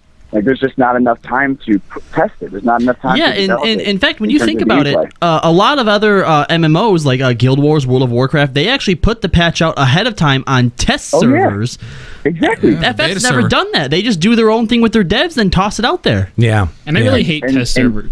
Go ahead. And that's what, honestly, like, that's what I thought. This is another topic to branch out, but like, that would be a great way to test new PvP on a PvP open world server. Right. I'm just saying. Right. I'm just saying. Yeah, no. But Joe, we could I could sit here and talk to you all day about this stuff, and we've got a ton more to cover here from the producer live letter. But real quick, before we let you go, we know that you're a big raider as well. What do you feel about the cross-world raid finder? Believe it or not, Zeno actually told me that was going to be a real thing in 3.2. So I was like, yeah, looking forward to it. And for me, you guys know, like I have a static. We just cleared A6 this week, so I'm like really, really happy to be progressing with the static. It's tough because it's something that the game needs for players that don't have a static or don't have a set gaming schedule. Right. So it definitely needs to happen to help those players. I want to see it cross server. You know, that's the biggest thing. I don't want to see it implemented on your own server. Right. That just eliminates the actual need for like reaching out and communicating to somebody and having a conversation. It's just like, let me sit in this duty finder and just wait for this thing to pop. You know what I mean? So yeah. I think that the actual communication between players in this game is something that's like really undervalued. Like going out and like PMing somebody and saying, hey, my name's Joe. I'm an ex-Dragoon. I can do good DPS, and I think you guys should try me out, as opposed to like, hey, like blah, blah, blah, blah, blah, like just sitting back and waiting for people to ask you to become part of a raid. You know, like being assertive, and which isn't going to fucking happen. Right. Well, I don't want to. And that's really kind of the thing, is that you don't really have to talk to many people to play this game. If you want to play this game and talk to nobody, you can do that. You don't need to communicate with anyone to request for anything. You just queue up and go in and do it, and you're done. If that's the way that you want to play the game, I can't play the game like that. Yeah, no, that's it's weird. Because FF11 had none of that. Oh, gosh. You know what I mean? Yeah. So, anyway, thank you so much, Joe, for giving us a call here today. You can check him out at twitch.tv/Joe Never Fails. And also to make sure you check out his YouTube page as well. In fact, I had actually just watched the video where the GM sent you to GM jail. Hell yeah, dude. I don't know if that video still exists anymore, believe it or not. Oh, really? It's probably a time-sensitive moment in time, but I love getting a chance to come in and say what's up. And like, bottom line, like, long story short, from the second PvP conference we had last week, we ended up making like pages and pages and pages of notes that I was able to connect to Square Enix and the dev team that ended up going straight to Yoshi P and the dev. Wow. So Nice. we actually have like a really, really good communication opening up with Square Enix, which is something that's like really unheard of in terms of Square Enix, and also specifically Square Enix. Like for Square sure. Enix is very behind the ball when it comes to stuff like that. But like to see them getting this active and this excited about feedback and about changing the game and being able to be open to changes, right, is like really exciting to see for the future. Yeah. So, that's like I could talk about PvP all day. You're right. We've mentioned before in the show how we're kind of past the point where new players are really in droves being brought in, right, and they should focus on just supporting the players that are here. But if they can get a really strong, a lot of strong Joe-mentum behind this PvP thing, and if it is established as a possible esports with how unique it is, like if it gets big, there's a way to bring new people in. 100%. And it comes from working on other games, honestly, and like it comes from a hard sell. Like it has to be sold to other players. Like people have to get excited about it, and they're not going to get excited about it unless they watch something exciting. And still at the same time, like for me, it's frustrating as a member of the PvP community, because we've been asking people to play PvP for months. I've been doing Friday Night Fights in my broadcast for like 6 months, asking people to get excited and learn PvP. So now, like for the current PvP community, that's like kind of frustrated with the amount of new players that are coming in that don't know to the amount of people that do know. It's like, why haven't you been practicing for the last 6 months if you plan on playing the Feast? You know what I mean? Like, why are you not getting involved in the fold months ago? Well, it's definitely definitely a lot of excitement going forward, Joe. And if anyone hasn't, dear God, just go over and follow Joe, because his stream is never a dull fucking moment. That's right. Yes, twitch.tv/Joe Never Fails. Joe, thank you for calling us today. I love you. Appreciate it, guys. I love y'all. Take it easy, man. Have a great night. I love you the most. How weird is it that, like, so two things you never really think about with SE MMOs is good PvP and, all right, fine, whatever, move on. Next question. Well, finish your thought. No, oh my God! In the middle of the thought, do you not? Is this your first fucking time, dude? Is this your first fucking time doing this show? What I was going to say was going to turn into like 5 more minutes of talk, so let's just move on. If I love flaming lamers. Yeah, whatever. I don't care. You're fired. Get the fuck out of here.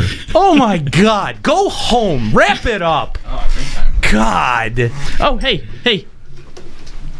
Oh, sorry. I wasn't being mean. Sorry, I was just fired. Oh my God. Pick up some pizza. Dick.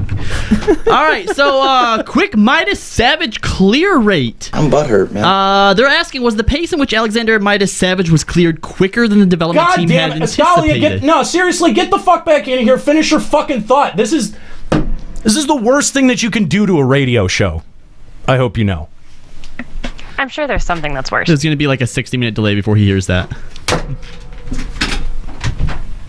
Uh-oh, what's going on? He's going to get him. All right, so I had actually a pretty funny story this today. But why don't we... In relation to PvP? No, it has something to do with PvP. No. We can continue the show without them. We don't need them. They're back. No, we're good. What?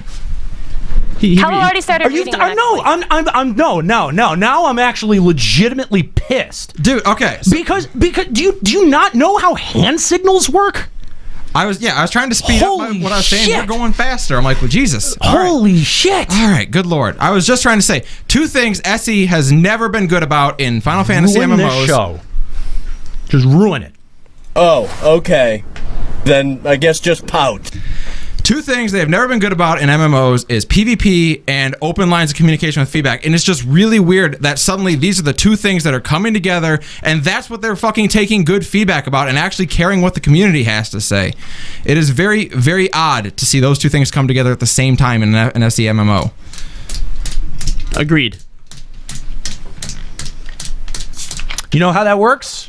You make the point, and then nobody continues to talk about it, and we move on to the next thing. I'm glad that we've had this little educational moment in broadcasting here today. Did it have to come to a screeching halt to do this, though? At least it wasn't with Nika, so then it took a half an hour to get her back. Holy shit. What kind? Wait. I'm not entirely sure where you're trying to dig there. I'm just digging at you. For being slow or for being on Skype? I don't know. Jesus, this is actually almost depressing. You're a jerk. Yeah, uh-huh. So, right, number continue. 7. Quick Savage clear rates. Was there a pace in which Alexander Midas Savage... you already messed up that question. Yes, they asked about the Midas Savage clear. I mean, really, there was a big change going from Gordius into Midas. You know, we knew that there was a lot of people who complained about the DPS checks in the last one, so going forward, we knew that this was going to be eased in some way. So it's really not a big surprise that one of the questions would be how they felt about the clear rate. The question was, was the pace with which Alexander Midas Savage was cleared quicker than the development team had anticipated, or was it slower? They say they feel like the actual difficulty really jumped up quite a bit in the second area. So in regards to competing for World First, they cleared it according to what their expectations were. So all four of them have been cleared then? Yes, they have. Oh, wow. Within 2 weeks, if I'm not mistaken. Oh, geez. That was fast, actually. They said, compared to Gordius, we eased up the DPS check for Midas, and due to the fact that groups are challenging this raid with a low item level, there are many people melding materia in order to boost their DPS. However, the health checks for Midas were severe, so melding grade 5 would be a safe bet. They said that they're aware that everyone's having difficulties with the Cuff of the Sun, and were concerned about the difficulty between the Cuff of the Sun Savage and the Arm of the Sun Savage. The Cup of the Sun has 4 bosses you have to fight in a row, but it's likely that the increase in difficulty for this is because each of those bosses has their own mechanics and damage they deal is high. Well, I can't make any promises at the moment. We're currently looking into adjusting the damage of the Cup of the Sun.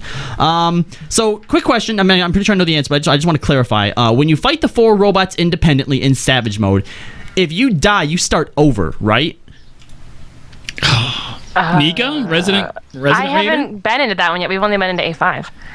I think someone in the chat answer a question. I think that's what it is, and here's what I've always thought, okay? Like, that doesn't really add any difficulty to the actual fights. Right. It adds like a sense of urgency, because I think there's also a time limit, but there's no actual difficulty behind that, so all I feel like when I heard that was, wow, what a dick move.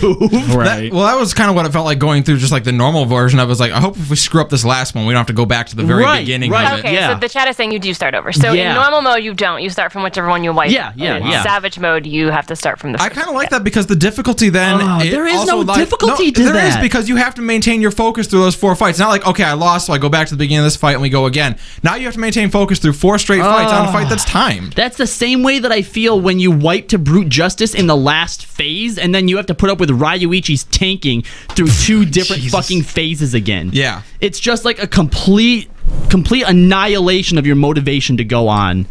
I feel like it is. Like, if you get to the final boss, there's 4 bosses, so when you get to the final boss and you get to him, you wipe, the whole wipe at 1%. The thing is that you probably had 3 other wipes at 1% up until that point. And not to mention the wipes on the other ones. Start all over again. I'm going to be so sad. But isn't that kind of the idea behind it? Like, they say that fight's supposed to be the gauntlet. Isn't that kind of the idea? Is like you have to get all the way through it. Right, but at what point is it like to the point where it's like a challenging punch to the gut, and it's like a punch to the gut, that's on the same level as Dark Souls, Like, that's the reason why it's so hard for me to go into Brute Justice, because if we wipe on that last phase, I am not going to want to run it again. Felt the same way with the 4th fight in Alexander Gordius as well. Fair enough. Yep. There's some accompanying changes in patch 3.2 for the Fate respawn times on the Realm Reborn Beast Tribes. It says that this time has been reduced for those fates related to the Beast Tribe daily quests. However, the spawn timing for What a Boar and Quenching the Flames seem to be longer than others still. Yep, so still. Please reduce the spawn time for these fates. I was just about to say, you know what? Maybe I can actually start doing those fates now, but nope. Fuck that. The dev team is aware of this and will require some time to make the adjustments. And the worst Please part is wait a they bit lowered longer. the clear time for What a Bore, so it's like instead of 15 minutes to clear it, you only have 10 minutes. And not that it didn't last more than, like a minute in the first place, but now, like, if you happen to catch it when it's at the end of its timer, it's even less time now. And quick question about those two. Wasn't the increased rate in those some type of, like, weird bug or unintended change? Because they used to spawn relatively quickly, didn't they? Yeah, I think they actually increased it before, but I think they're increasing it again. Because in 3.2, basically, but when the relic came out and everyone was doing Beast Tribe quests for relics, they're like, shit, I'm waiting around for these fates for fucking ever. Please fix this. So in 3.2, they made them spawn quicker, and I do notice that like the Full Metal Alchemist one and the ones that for Kobold are like almost always up. Almost always. But then the freaking What a Bore, which is so far away because fuck East Shroud. That's the worst fucking zone ever. I hate that fucking place. I never want to go there again. That one takes so long to get to and is still slower than the other ones for some reason. How come SE can never get that shit right? Even back in 2.0 era with the books that you had to do for the one phase, there was always that one damn book where it was that the fate took for fucking ever to spawn. I think it was in Thanalan. Yeah, there was one for the books in Thanalan. It was, oh gosh, I can't remember. I know the one you're talking about. Yeah, the one right outside Little Alamigo. Yep. Soldiers of the Second or something like that. Yeah, God, that took like 2 hours to pop. Yep. Question number 9 relates to the Crystal Tower Orchestrion drop. Someone says, I'm having a hard time obtaining the Orchestrion rolls from the Crystal Tower raids. We have to roll against 8 people, and because these items are used as crafting material, there's a demand even for those who already obtained them previously. Please adjust the amount obtainable from the chest. They said that they are planning to make the adjustment so that it becomes a guaranteed drop. Good. Speaking about raids, the next leg of the Void Arc series is planned to be implemented in patch 3.3. You know, do they really need? Okay, first of all, do they segue that? They don't drop that in there. First of all, they don't need to state that. Ooh, all right, that was a great announcement. By the way, second of all, do we? I would like to. I mean, fine, make it a guaranteed drop at this point. Whatever.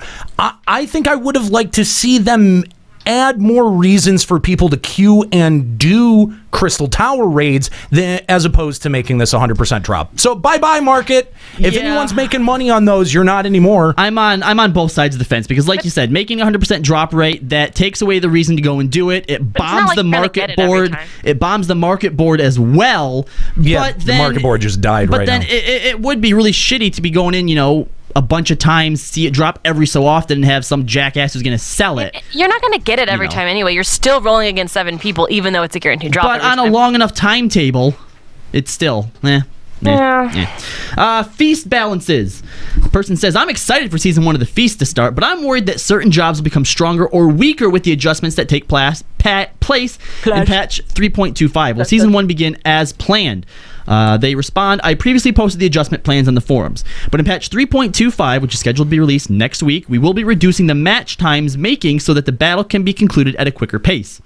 Additionally, we will be making adjustments to the aspects that have been leading to long and drawn out matches.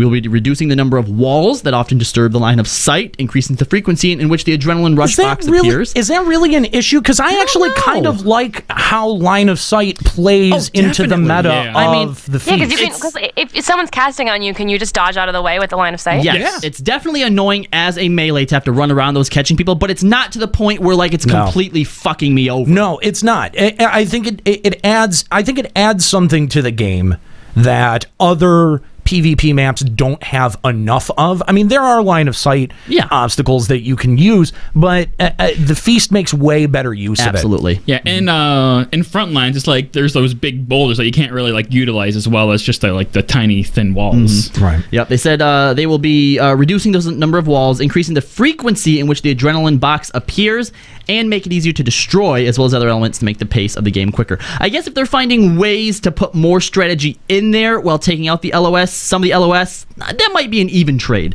To coincide with this, we will also be making job adjustments. We're aware that machinists have a high amount of burst damage, so we'll be making adjustments to that. Maybe you could have them bring that burst damage to raids. Just saying. In regards to matchmaking, we've already implemented an algorithm that will allow for this to take place more quickly. However, we will be making adjustments to this so that you are matched against people with a closer rating. Good. We originally planned for Season 1 to begin on patch 3.25, but we will be kicking it off after we address the feedback we've been receiving. Thanks, Joe. We're planning to start Season 1 2 weeks after patch 3.25. And lastly, they say in regards to 3.25, we'll also be implementing the next phase of the animal weapons.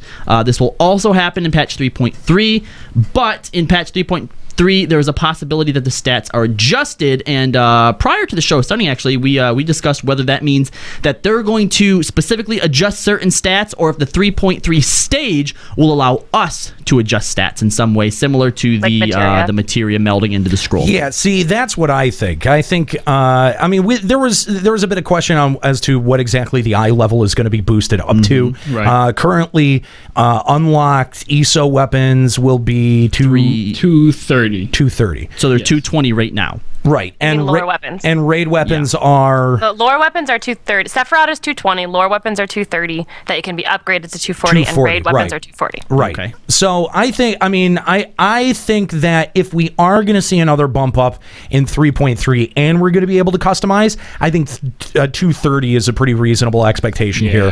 So, raiders are going to have 10 eye levels up out of this, which I think a lot of people are going to bitch about right out of the gate.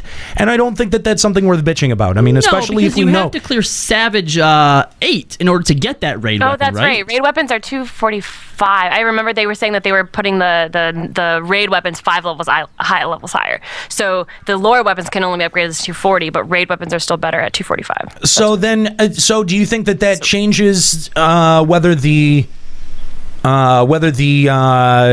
animal weapon is going to be 230 or 240? I don't know. Maybe 240. I'm thinking 240. When I forgot. No. It seems like a big jump from 210, doesn't it? It does, but I feel like... But then again, they're not adding new raid weapons at 3.3. They're only adding them at, because the next patch is Void Arc, not Savage. Right. So I think that it's possible that this one will get boosted them to 230, and then since the next one is so quick, it'll bump us to 240. And then maybe the rate they're looking at is like every other patch, the anima weapons will be the best. That could work. In terms of like substats or whatever. But is that really? I mean, don't you kind of always want it to sort of be the? That's kind of how I want. Yeah. Like I don't know. I'd like to see Relic on par. Like if they upped the raid weapons to be 5 levels higher, I don't see why the Relic can't be 5 levels higher too. Because it's not like most people are not getting relics for every job. So you see the lore weapons where everybody can get a lore weapon for 240 or 230 and then 240, and then the people who really really focus on their one job can have a 245 as well. I think that's fair. But doesn't that really end up screwing the lore weapons, because you have to collect 7 Maiden gears to be able to get your very first lore weapon, and if this is coming out Tuesday, there is no one in Eorzea that can have 7 gears by now. I think that it just makes at least for your second, third, fourth job. Yes, because if it takes this long to get one lore weapon, holy shit, the next one. Or you can clear A6. If you're clearing A6 Savage, you can also get a lore weapon. Oh, yeah, okay, well that's fine. There's an alternative to that. So some people do have them. Or you can get 7 gears. And I think that if it turns out the Relic is 230, I will use the gears on my monk. I mean, I don't see why not. I suppose. I think going forward at some point they're going to have to put in an alternative way to get gears, maybe with some type of tomes, or eventually make it so that whenever you clear A8, they'll just regular. I'm sure they will. Yeah, They did that with Void Arc already. Yeah, they'll make it not a weekly lockout for that. Yeah, but I think there's actually quite a few people who just have flat out decided not to do the relic. And I think that there will be plenty of people that are missing out on getting the upgraded relic here in 3.25. And then they'll get the gears. And Then so they'll they're relying on the gears and their lore weapon. I just don't think there's. I feel like you're drastically overestimating the amount of people that are not doing animas. I feel like the vocal, they may be a vocal minority, but there are quite a few people. Whenever anyone mentions an anima weapon, there's always that one person, like a vegan, and at the party that has to mention. I'm not doing it. I had the same thing would happen the last go round. I mean, I feel like it's more this time, though. Really? Maybe people are just more vocal because in the relic in 3.0, or sorry, in 2.0, it kind of increased as it got near the end. As people fell behind, they decided, I don't want to do it because I'm so far behind. Right. Whereas now it's right from the onset. And I think from it being from the onset, it kind of sticks out in your mind a little bit more because you're like, why? You're not behind. You're on even ground with everyone else. Why aren't you doing it? No, it's just too much. No, it's fucking not. Stop being a baby. I don't know, man. If Kooky was here, we could totally poll people. I think you're just more annoyed by that by that point of view because you don't share it. I think you had it closer to that point of view for the first relic because you didn't even finish your first relic until like the last day you could. I was only like a stage behind though.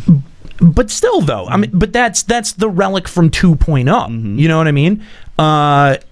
I think that since you're now more motivated, more competitive on the relic in the anima, I think you're just more annoyed by that by that point of view. Annoyed might not be the right word because it's just themselves are screwing over. But maybe. I mean, I get kind of irritated by it. It's annoying. Like, even people in my static who before kept up with the relic, even though it literally was never the best until the final phase. There are a few people in my static and other endgame groups that I've seen that are like, yeah, I mean, I have like 20 tokens, whatever. I don't even really Nika almost was, very like, I was so was I. And I've still had mine for a month, like. So was I. I absolutely was. All right, maybe there are so many people just flat out not doing it, but I think there are enough people who don't really care that they're not caught up enough that they'll actually get their lore weapon quicker than they would get their relic weapon. Yeah, I definitely think there's enough people that That's fair, and there will probably be, for most people, there will be a time where they're using their lore weapon while they're still grinding whatever the hell they need to grind. And maybe that was a timing that Square Enix, maybe it was a happy accident, maybe it's something they kind of hoped, planned would happen so that both of these things still sort of stay relevant. But they just seem like they're two ideas that run counter to each other. If there's going to be a 7-week gate on how long it takes you to get your weapon, I mean, all of us ask, why is that 7-week gate there? That seems really long. It is. That's the thing, is it is really long. If it was 4,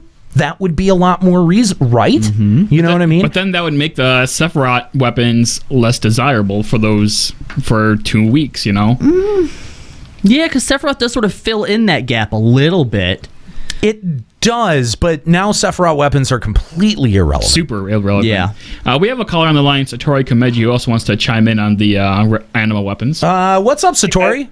Hey, Annie, how's it going? Hey, good. Thanks for calling Limit Break Radio. So you want to chime in on the anima discussion? Yeah. So the way how I feel about this patch cycle, the way how the item level progression is Sephiroth is the same as Ravana was back in 3.0, because the item level was on the same tier as Gorita's normal mode. So with the lore weapons now being gated by a high capacity Elegant, the anima weapon, I feel the anima weapon should be at least item level 235 on the next jump, because you've already put so much work in on the anima weapon, and patch 3.2 was a kick in the balls if you got it. If you got your anima weapon, it was kicking the balls because now all you gotta do is do Void Arc, and I got an item 210 weapon. And some of the stats are better than your anima. So it was a big two-finger salute from Square Enix saying, "Hey, I took all your hard work and I threw it out the fucking window." After there was nothing but meta bitching about Final Fantasy XIV for the last 3 months. Except I'm going to disagree with you. I don't know. I'm not sure why we're feeding suddenly. Yeah, we're feeding back on ourselves for some reason. Anyway, I was going to say I don't agree with you on that front because now your animal weapon is kind of devalued, but going forward you have all that progress. So when you make your next step of the animal weapon, you're already there. You don't have to do the stuff leading up to that. So I agree. The way that I look at it, that makes sense to me, is you start playing, right? You get your Sephiroth weapon first. You're working on your animal weapon. You're not trying to poop sock it, right? Or really go at it. You're just getting it like naturally, right? Sort of like as it comes. Right. So you have your Sephiroth weapon. The lore weapon comes out, right? You have your seven gears for that and your tomes. And then maybe a few weeks after that or whatnot, when like the next, when 3.25 drops, right? You're just now starting to get your, as a casual player, right? Now you finally got your first... animal weapon, right? And so now you get to start working on the second stage, and you upgrade that, which is now above your lore. So you go from Sephiroth to lore weapon to the anima. And when do you think the lore upgrade is going to come in? Yeah. Probably at 3.3. Because as like a hardcore raider, sure, you can get what you need to upgrade it. But wait, can you? You can, right? Yeah. What? So then when 3.3 comes, then they'll offer the item to the casual players to upgrade it. And then it's maybe above your anima again, but with what's in 3.3, that brings anima to the forefront again. But Satori is right. Add right. it to Huns though. Yay, Huns. Great. But Satori is exactly right, though, that, if you did work on your anima, it was kind of a kick in the balls right out of the gate at 3.2, because in a lot of instances, those 210 weapons that you could get out of Void Arc from turning in the Makai Farthing. Wait, what? There's a weapon that comes from Void Arc? You can, they added the Gob Dip or whatever. Yes, the Gob Dip, which So is you the can item that upgrade unlocks your item eye level 200 weapon to 210. Oh, okay. Yeah, right. Okay, so Until the patch, you couldn't get that. You still had to do A4 to get it. right. So they did add a method of getting a 210 weapon, and in a lot of cases, some of those secondary stats on the law weapons were better than some of. I mean, some of the animal weapons were. They had Garbo stats. Yes. They just had garbage stats on them. You know what I mean?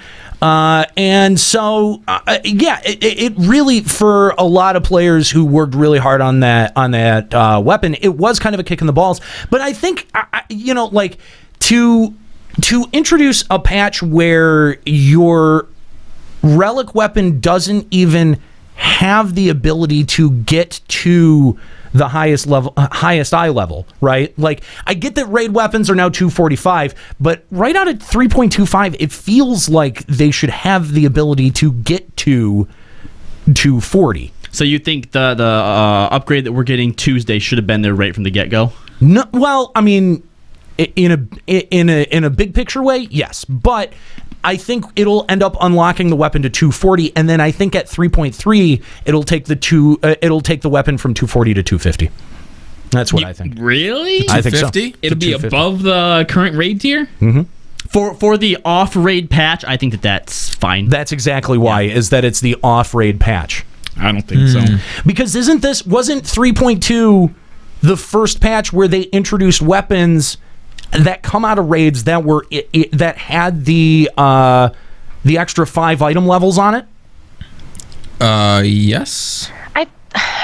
Correct me if I'm wrong, but I thought. Oh, I'm sure the chat will. I thought they. Yeah, I'm sure they will. I thought they retroactively upped the T13 weapons up 5 levels too.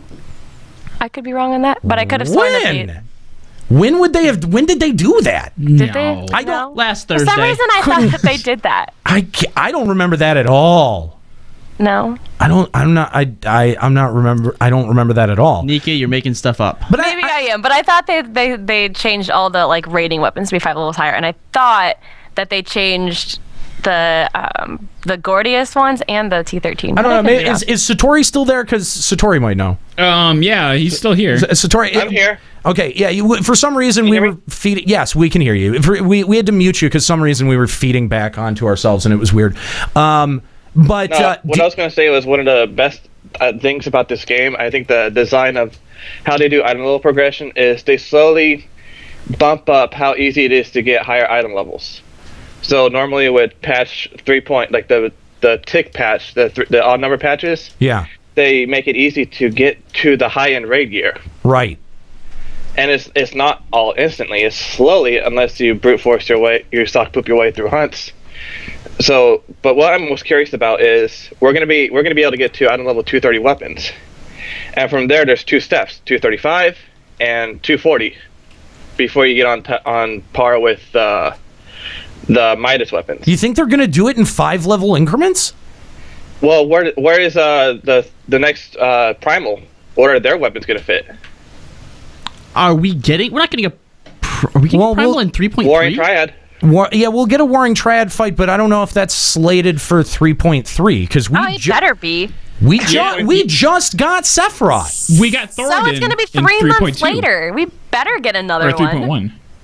You guys are also overlooking the idea that primals haven't always like the weapons haven't always been the main focus of some primals. I mean, we used to get accessories from the first extreme primals. Not only that, but I mean, Shiva had that well, he had the bracelets and he had the item level 110 weapons. Yes, you had the ability to upgrade them. Yeah, exactly. Well, the upgrade didn't come until a later patch, like patch 2.45.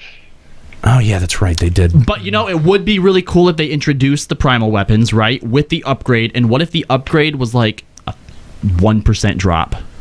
Oh, Leviathan. Or like what the title mirrors were, in Leviathan. Those are really rare. Fuck that.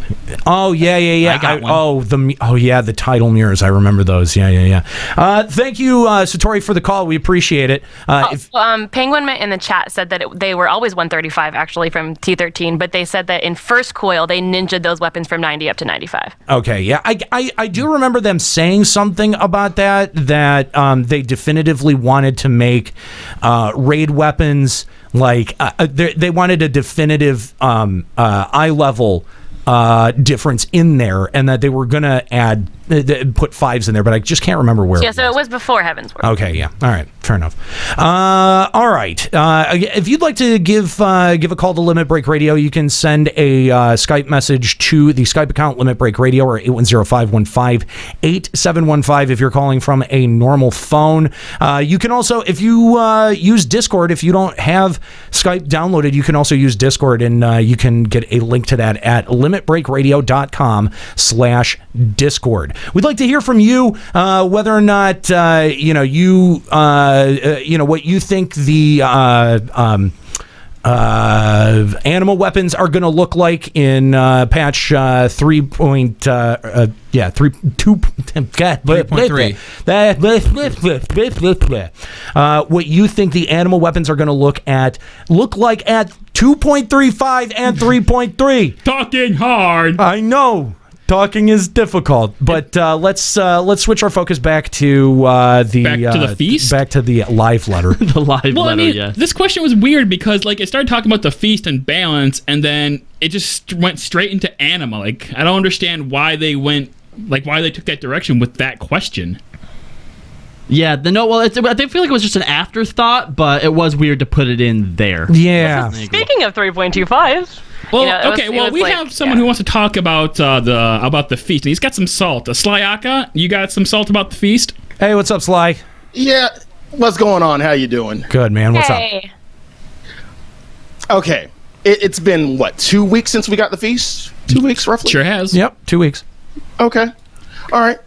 A lot of people are still new. A lot of people, have been in and still act like they don't know what the fuck they're doing. So this is going to be some stuff. I might have already said some stuff new. First of all, use your goddamn words. If you go on the feast, you have a minute to talk. Oh, I thought you were talking about Tuanero. Make a plan.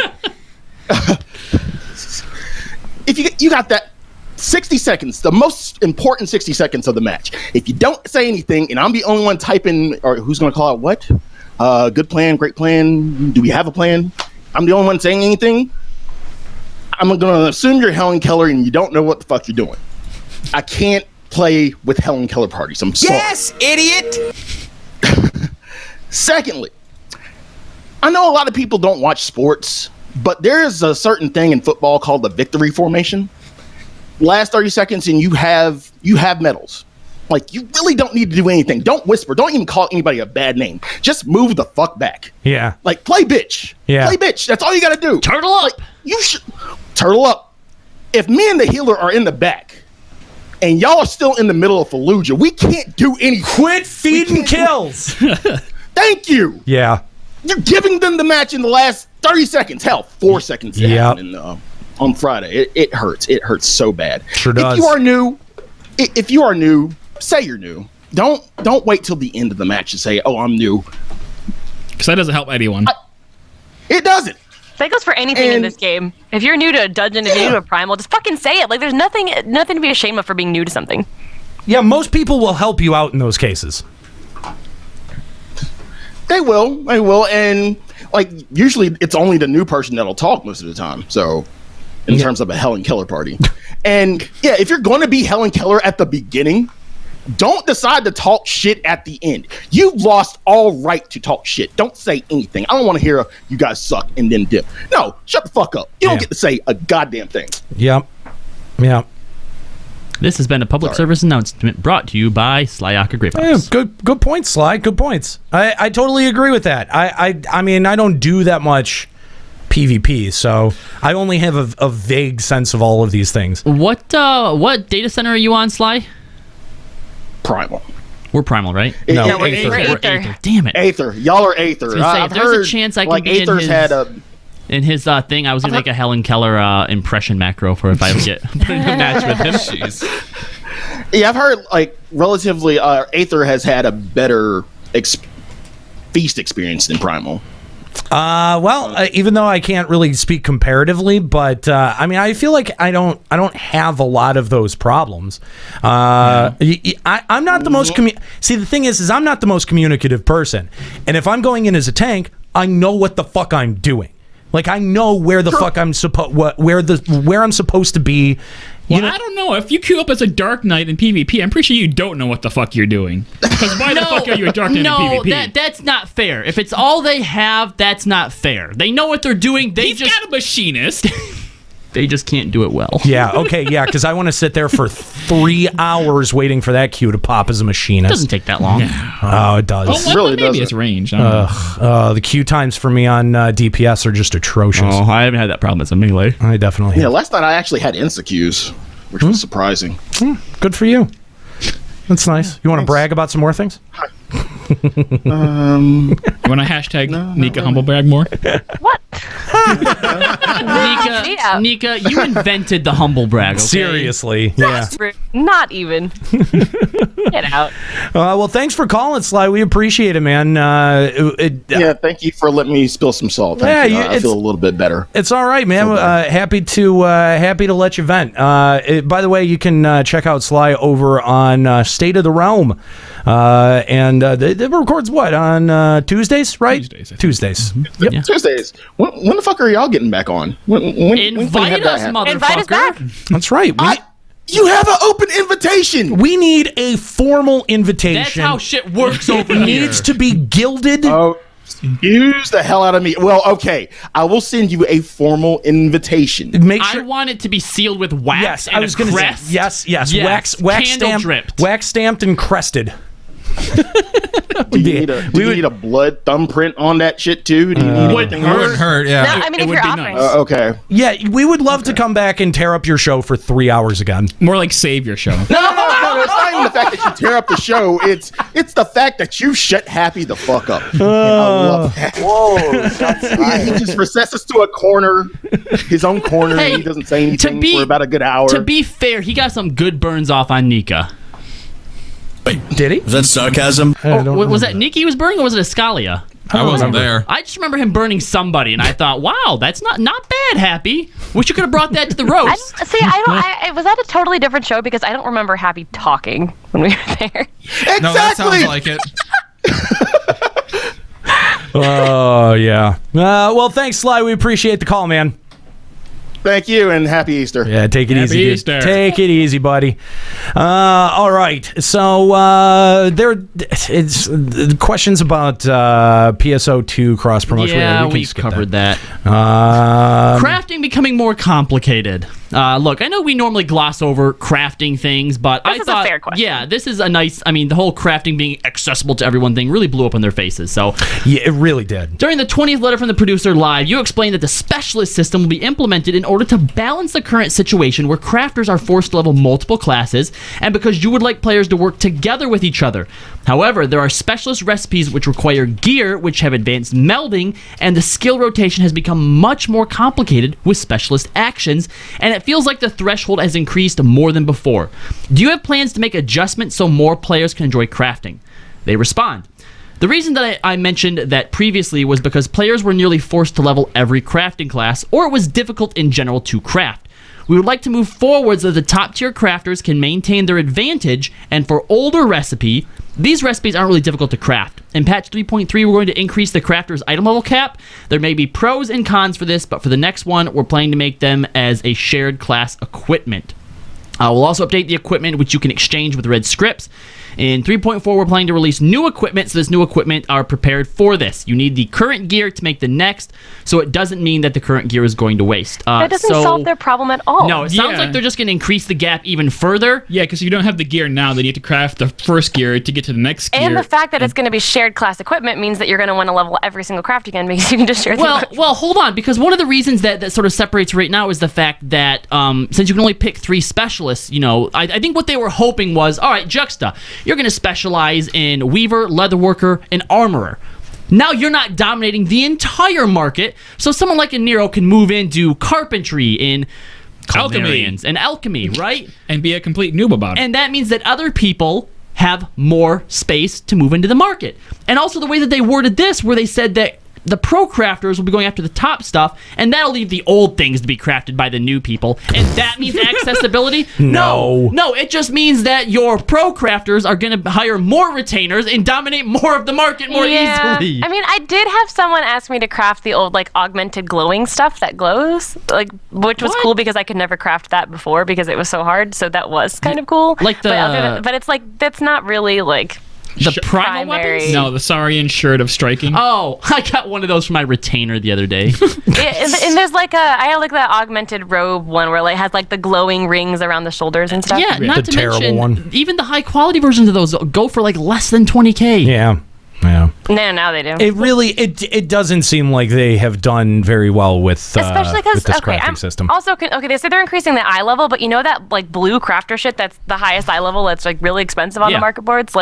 How are they nobody really not many people even have those things. So you're gonna need those then to craft this newest stuff. How is that at all going to help the average person get into crafting? It's not. It's not at all. Yep. And they further shit on crafters, and I didn't even realize this till our benefactor brought it up, is that there's no real way to acquire grade 5 crafting materia. Not even the 4. I mean, the 4, the other, you can get free 4s from Beastman Quest, but you can't get crafting and gathering from that. Wow. So it says, do you have any plans to add materia that can be used by Disciples of the Hands as reward for Beast Tribe quests? Well, it won't be for Beast Tribe quest rewards. We will be adding a way to obtain grade 5 materia for crafting. This is still being worked on at the moment, so I'll wait for patch 3.3 special to talk about the details. You can't get it with the... You can't get it from Diadem? I don't think you can. No, I don't think it comes from Diadem. It doesn't come from the Void Arc one. Literally, the only way to get it is to convert your gear. Ooh, that's rough. Can your retainers find it? No. I don't know. Course. I've had them find Lightning Materia 5 and Wind Materia 5. I've gotten Mind Materia 5 and Piety 5 before. But what about crafter Can you get the crafting ones, though? I would assume so. That shit goes for millions of gills. I'm pretty sure you can also transmute it. You can use.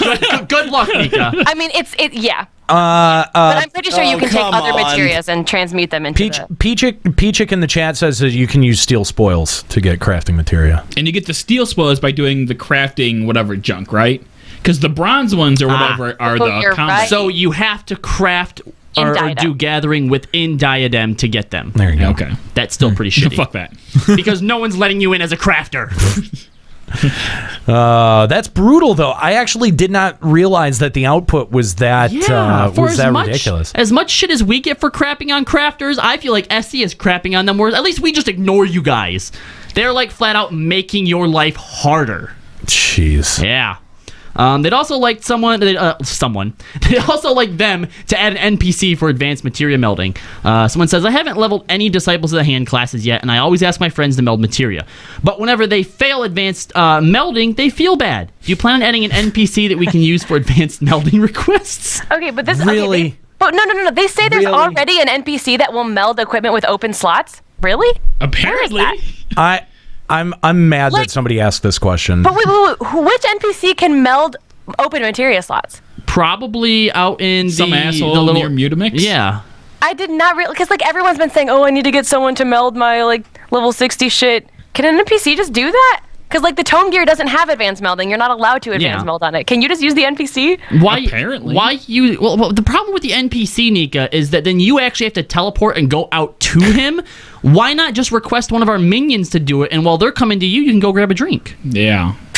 Or jerk one off, whatever you want to do. Gosh, you know what, Nika? You severely underutilize all of our henchmen. I don't think that this NPC exists. I've never heard of this. I've never heard of this. Yoshi just flat out lied. The chat is also saying there's no. Maybe the translation's wrong. It something. Literally says there's actually already a system in place for NPCs to meld materia into equipment that has open materia slots. They may have meant that they have already designed the system. That's the only thing that I can take away from that. Already a system in place for NPCs to meld it. Yes. Yeah, that's and everyone just kind of inferred like, oh, it's already there. No, I don't think that's so it. Translation hiccup maybe but or whatever. It says they're going to keep an eye on feedback though about whether or not to allow an NPC to advanced meld or if it should just stay with crafters. Yeah. Mm-hmm. Tell your friends to suck it up. Stay with crafters. I feel like that's something unique that crafters can do, and if they just stick material like an NPC that can do everything, what's the point of even having that skill anymore? Why would you feel bad if you fail the advanced meld? It's complete random chance. Yeah, it is. Because you suck and you should feel bad. There's no gear that affects the RNG or anything like that. Right. So it's not like you could have done anything differently. I could have waited till the next 30 frames pass and then click it. Yeah. Well, maybe they should start checking the moon phase and facing the right direction. Yes, you got to face southwest at 40% waxing gibbous. Yeah. So this next question, I'm really happy that you implemented a system from switching HQ items to NQ items, but I'd be even happier if we could do this for multiple items at the same time. And they said that the process for switching the data for multiple items at the same time is one that has a very fine line when it comes to MMORPGs. The process has to check the items one by one, and there is a possibility that it could cause server issues. We will look into this. I feel like they could, if that's the case, they could do it like like you do for, what do you call it? It's, like auto crafting, where you don't actually have to do the skills. You just tell it to automatically craft. And instead of changing 20 at once, it would just go through. It would just go one at a time. Yeah, and you can just set it and walk away. I think that would be a fair way to make up for that. I like picturing the real world application of this, where you have someone with a bunch of high quality pots, and they just sit there and bang them against the wall and put a dent in them. Normal quality. Bang. Normal quality. It's always Thank you, Mr. Jack saying quick synthesis. That's what I was thinking of. It's always the weirdest things that they are concerned about having a strain on the server. You would never think that converting multiple items from HQ to NQ would be damaging to the server. And I'm curious from a game development standpoint, how much resources that really takes, to convert something like that. Yeah. To convert an item into materia, I assume maybe it's the same thing. I mean, you're changing one item into another item. Yep. So I don't know what cordials are, but apparently they want to lower recast on them for gatherers. Jesus Christ. So cordials are an item that you use to regain, what is it, GP? Well, in patch 3.2, legendary nodes were introduced, and grade 5 carbonized matter can now be obtained from unspoiled nodes. Because of this, if we're gathering red script items at the same time, the amount of GP that recovers over time isn't enough. I would like to use more cordials to gather, so can you please reconsider reducing the reuse time for cordials? They said, currently the amount of time that players use has been increasing, so we will consider reducing the reuse time.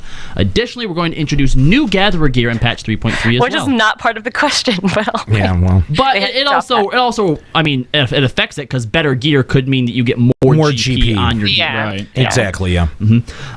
Make the orchestrion music not 3D. Now, when I first read this, I'm like, what the fuck are they talking about? Does that mean like when you rotate your camera, it's like left side, right side? And the farther away you are. Yes. You add an option to listen to it as a regular background music instead of surround sound. Is that what it's referred to? Yeah, so basically anywhere in the house where you have an orchestrion, if you have an orchestrion, it'll change the music for the entire house and not just within the certain range that you have to be the entire house, but like if you're downstairs, it's harder to hear it or something. Right. So they said they won't be able to do this right away, and Soken will post details on the forums. The 3D sound for the sound source is working a bit too well, so we're proceeding with plans for making adjustments. We're also developing a shuffle feature. Ooh. Man, that's kind of cool. That's cool. In regards from songs from the Final Fantasy series. If they start introducing orchestrion songs just from different FFs. Well, it says it's difficult. Finish the sentence. It's difficult for us to use other titles, songs, however we like. I don't care. The fact that they're looking into it, it's difficult. But the fact that they're looking into it is so cool. But it's so difficult. Cool. Okay, I'm going to take this next question because it's very important. Regarding Chinese themed clothing, will you be implementing Chinese themed clothing? The answer is please let us know your feedback on the forum. They didn't even say maybe. They just said please let us know your feedback. Please let us know. I find it funny that we were talking about that earlier. We're like, nah, it'll stay in the Chinese servers. But you know what? I bet eventually Cash Shop. Yeah, Cash Shop for sure. Someone says the Hildebrand quests in patch 3.2 were really interesting. Juxta, they thought they were interesting. Oh, interesting. Great. I'm really interested in hearing when we can play the continuation of the other side quests, such as the Scholasticate quests and the Delivery Removal quests. And they answer by saying, we just had a meeting last week about the Scholasticate quest, and we're working towards starting a new story from patch 3.4. 3.4? Hang on, why? We'll be adding Hildebrand quests in each patch. Okay. We are aware that there was a lot of feedback mentioning that the Hildebrand quests this time around were short, so we told the lead on these to try and do what they can. In regards to the Delivery Moogle, there are a lot of side quests right now, so we do not have any concrete plans for continuation at the moment. Not really that many side quests. Scholasticate was 3.1, right? Yeah. And so 3.1 to 3.4 in between Scholasticate stuff? The story's not even done. It's on a cliffhanger. I know. That was what I was saying. Like, why are we rebooting that story? Is that what they mean by rebooting? I don't think it's a reboot. I think it's just going to be like, this is the next chapter of the Scholasticate. That's what I took. Working on a new story. It says new story. I don't know if they mean new story missions. Yeah, I think it's going to be like the continuation. That might just be another weird translation. New story. It could just be a weird translation thing. Could be, yeah. We were hoping that they connect the two, that the Scholastic and Hildebrand kind of merge into one. Yeah, that's sort of what I was hoping for, but it seems like this kind of puts pokes a hole in that theory. Yeah. Sephiroth's story. Unlike previous Primal, Sephiroth isn't directly related to the main scenario quest, but I'm glad that this question was asked. Yes, this actually clarified a little bit. But does that mean the Warring Triad story is going to be expanded separately from the main scenario?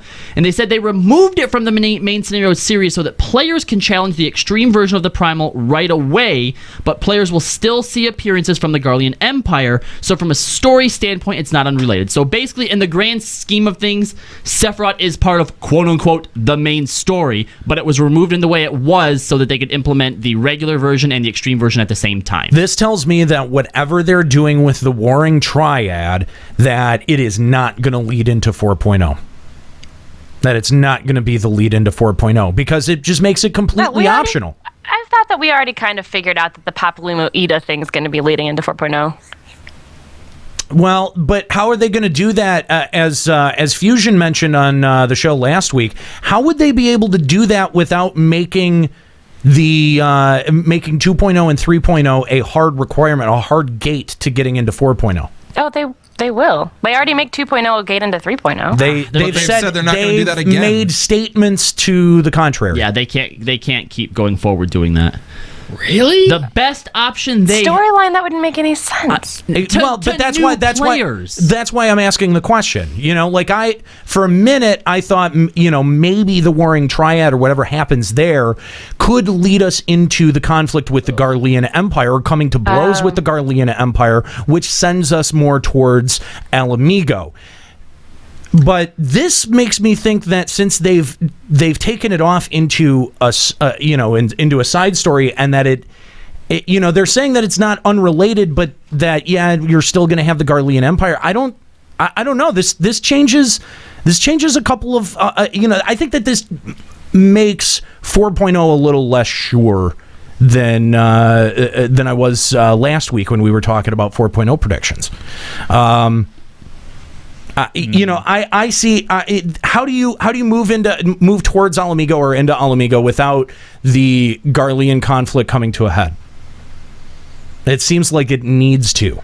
I mean, especially because we've seen appearances. It has to, because they're occupying it right now. By coming to a head, do you just mean it's coming back to the forefront of the story, or that we're looking at a resolution? No, not a resolution. That it comes back to the forefront of the story, and that's the thing that drives us into Alamigo. I don't see it. I don't see them having like a nice segue from Ishgard into it.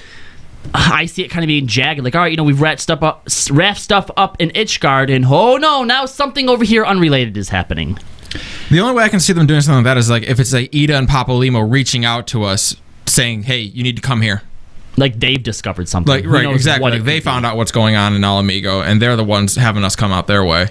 Who is the Who was the Garlean that popped up in the Sephiroth story? Is that the Emperor?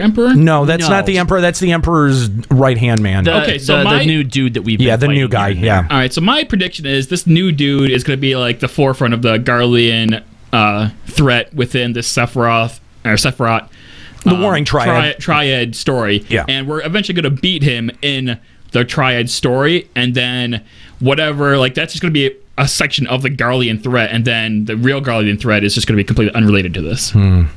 That's my prediction. That sucks because he's a good character. I mean, not just characterization aside. One of the best things was how 2.0 led into 3.0 narratively. Yeah, and I agree. It's just I don't know how they're going to balance that. That's a lot to balance, and I think. This makes me worry. Like, separating it out from the storyline makes me worry a little bit. If they had said that it was for narrative reasons, that going back and continually, going up against an existential threat like a primal threat is not where the main scenario is going, like, I think I would have understood those statements. But just saying that we wanted to do that just so you could challenge the extreme version right away. It's a cop-out. It's a weird answer. I mean... I don't understand that, and I don't know where they're going to be taking this in the future. It's weird. I don't know. By the way, if you want to call Limit Break Radio, sound off on any of the topics that we're talking about, just your opinions about Live Letter 28, or any of the feast comments that we've made talking about Sephiroth's story, anything else like that, give us a call. Limit Break Radio on Skype or 810-515-8715. You can also call us in on Discord at limitbreakradio.com/Discord. So the next question here, the amount of attractive rewards from the gold saucer has increased, but there's not enough MGP. Do you plan on increasing the amount of MGP rewarded? And the answer there, in patch 3.25, we will be increasing the amount of MGP rewards for the challenge log. Additionally, we will be making large-scale updates to the Chocobo Racing Yay! Great. Well, nobody's using it, so you're going to update it. So there will be a mode where you can add challenge races against NPCs. You'll be able to learn a lot of MGP by completing them. Depending on what the MGP output is, I might take another look at Chocobo Racing. I tried it once or twice when it first came out, and like the amount that you have to put into it, just to be, not even just to be competitive, just that you have to put into it was too much. Yeah, I'd rather use it on the other rewards and not spend it on food for the Chocobo. If there's a mode where you can just race NPCs and there's no consequence and you'll be able to get MGP, yeah, maybe it's worth it. Maybe. Yeah, they have at to least do it it's not like, don't require me still to dump MGP into food for my Chocobo, or I won't do it. Yeah. More mounts given the ability to fly. Oh boy. Fenrir is listed as one of the mounts that will fly. Is there any other existing mounts that will also be able to fly? I would like to know. They say, yes, Fenrir is planned to be able to fly in patch 3.3. And after this, we're looking into the 3 mounts you can obtain from the tank achievements being able to fly. So flying bears, flying bear, lion, and coral? It'll require a lot of resources to release all 3 at the same time. You see, this is the fucking slippery slope with that stupid fucking turtle. Well, I was going to say that it's a I think that the resources excuse is starting to get played out. I think I've heard 3 or 4 responses that say, "Yeah, we don't have the resources right now, or that might take too many resources." PlayStation limitation. The new PS2 limitation. It is. That's exactly what it is. It's just PlayStation limitations, guys. Okay, now is this resources within like game and CPU stuff, or is this resources as in manpower? I think what they mean is they have to come up with like entirely new like art assets. And they don't have the resources, aka people, to be doing all of this at once. Sweet squirrel with a jetpack. Give wings to our lions. I don't know how you're gonna make a lion and a bear fly. How is Fenrir even gonna fly? Magic? I don't know. This is really stupid. I told you. They're just really gonna put magic dust under his legs so he's just running through the air. See? Well, here, this gives me a little bit of hope because this sounds cool. In a previous live letter, you mentioned a type of content where you could make your own platoon, but I was curious about the progress of this. They say this is content that had some hardships during the planning stage, but we are planning to add this in patch 3.4. However, I cannot make any promises right now as to whether we will be able to add dungeons that you can bring your platoon to at the same time, though we will be unlocking the 2nd lieutenant rank for the grand companies at that time. What? In regards to companies, we will be adding new items that can be purchased from grand companies patch 3.3. We thought we were going to have to wait till 4.0 for No, that's fantastic. That's quite a curveball right there. Yeah. I'm very surprised by this. Now, what I hope is that development on this system they haven't taken resources away from putting development behind Diadem. That's what I hope. If this is what we get as sort of like the Diadem? as your interim content as opposed to expansions on Diadem, I'm going to be upset. I'm going to be pissed. That's true. There hasn't been anything said about more expansions to Diadem. That actually, I was going to bring that up at the end, but the fact that they didn't talk about Diadem at all makes me incredibly nervous. Because there's no way that no one asked. We're due for we're due for Diadem adjustments if they're coming in 3.3 or Hunt. Shut up. The look that I got from Nero. Don't even say that. Why would you say that? Why? Well, you jinxed it. Inappropriate. If Square Enix decided to put progression items back into Hunts, why? Hunts 3. Why? No, Hunts. You don't think that when the Midas stuff goes public to everyone outside of raids, it's not going to go into Hunts? It will, because Hunts are a very convenient catch-up, and they're fine for catching up. Yeah. If you're catching up, that is totally fine. But Diadem was not... I mean, it was getting people up to 210, but there was very different gear and stat incentives to go after that gear. I don't want that kind of incentive worked into Hunts. I'd rather eat a gun than do Hunts again. Honestly, that was a terrible, boring system that at its time was kind of fun and then ran its course so quickly. Hold on. Are we talking about Hunts or Diadem? Hunts. Diadem. Both. Thank you for the joking. They both did. Yeah, they both did have the same effect, but you can expand on Diadem in a way that you can't expand on Hunts. Even if you just put Hunts into Diadem. Don't say that. That would be a way to do it, but wouldn't it? Something. It is something. Wouldn't it? We need less Hunts. Like, I don't see why. Okay, my version of Diadem that I think would be awesome is if you have what you have now, where like you have like a 1 hour, 1.5 hour time limit, okay? You can choose. Do we go in and mash your faces into dinosaurs for gear? Do we go in and we do Hunts? Or do we go in and do objectives that get us shit? Like, there should literally be those three options, and you have to choose one or the other each time you go into Diadem, which makes going back less boring. Are we going to ignore this whole platoon thing? Does nobody have any thoughts on that? No, I was going to ask. Okay, they said they mentioned it in a previous live letter.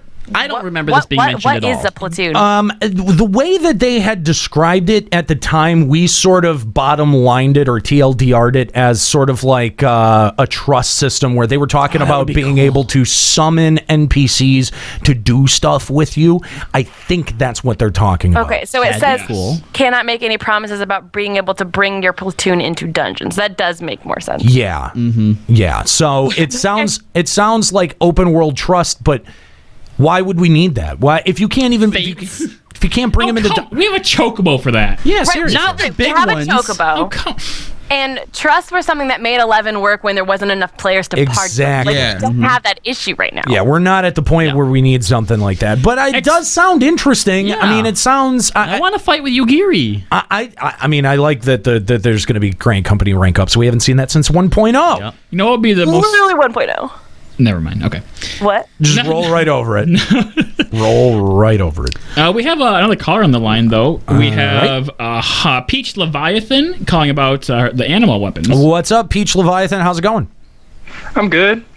So I tuned in when you guys were talking about your relic talk, and I thought I might give like my opinion, seeing as I'm a raider and I am someone who've done relic. I've done 2 relics now. Okay. I've done both the white mage and summoner relic. And one thing I'd like to point out is that back, as you guys mentioned, they ninja upgraded the ones way back in 2.0, only because there was almost no incentive to do raids at the time, because you could literally just kill the Extremo Primals and get an I-90 weapon at the time. That's right. That's right. Yep. Yoshi said, like in a live letter briefly after that he wanted raid weapons always to be best up until current, and then that each subsequent catch-up patch would make the relic weapons on par with that, especially when you were able to upgrade their stats later on. I mean, if you look at Final Coil, that's where I think the animal relic weapons are going to go, because if you remember when the weapons went to Zodiac or Zodiac Zeta, they went to like 125-ish, 115 or 125-ish, because you could get your augmented weapon for clearing T11 at the time, and the weapons were good. Like, even in some cases, the relics were better because their substats were better. And there was only like a 1 weapon damage difference. I don't know if that's the case now. I think the Sephiroth is the only Sephiroth's the only primal where when on release its weapon was better than the weapon previous tier. Every other weapon a primal has given has not been best on release. And I believe the only reason they did that is because they're trying to band-aid the wound with that, which was Gordius. Wasn't Ravana's like that though? Ravana was like that, but then that was an item level gap increase. It was a completely different scenario. Not item level, but just a pure level cap increase. So, I see. Okay. And there was no raids at the time. I mean, there was... You're right, that was like the best thing to do at that point. Yeah, correct. Right. Like, if you look at Bismarck, like, who had Bismarck weapons? I mean... They serve no purpose whatsoever. That's true, yeah. Not even glamour. Bismarck weapons were essentially dead on arrival. Pretty much. Yeah. But so was fucking Garuda and Ifrit weapons. Garuda and Ifrit weapons were best used to get into Coil at the time. Sorry, no, I meant Titan weapons. Because if you beat Titan, then you had your relic. That's what I meant. If you cleared Titan, you got your relic.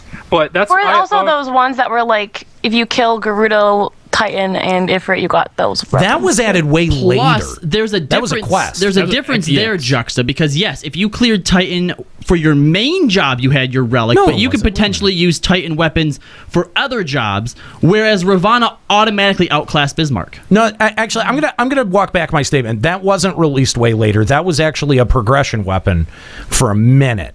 Because that was the first repeated quest that they had added. Yeah, the Bard was actually best in slot compared to the Relic. That's right. Yeah, that's right. That's why I feel like everything they did for 3.2 was to just band-aid what Gordius was, because they've admitted many times that Gordius was we screwed up, we fucked up with Gordius. We're so sorry. I mean, that's why they put the Gobdiv in Void Ark of all places. No, you're right. You're absolutely right. I mean, they did. They really botched that one. Gordius equals 1.0. Yeah, not that bad. I myself, who've cleared, I'm progressing on A7 now, and to think that in 2 weeks from now, I'll be able to pick up a lore weapon, which is 230. Yeah. But then animal relic weapon is being upgraded next week. So in order to make the animal relic weapon, to even put the carrot on the stick, which is the whole point of the animal weapons, which aren't going to be customizable until 3.3, they have to make them at least better than non-upgraded lore weapons, in my opinion. Because then, it'll be... If it's 1 weapon damage behind a 240 weapon, then in some cases it'll be, worth the trek. Yeah, but they could justify it by saying that, with 3.3 on the horizon so quickly that it really doesn't matter. You're really going to be looking at that span of time as the time that you have to progress that weapon, which I think would be really stupid if they made that decision. I think a lot of people would be really upset about that and would feel for an entire patch, not an entire patch cycle, but between 2.35 and 3.3, that the relic was just not worth doing. I think it would I would demotivate a lot of people.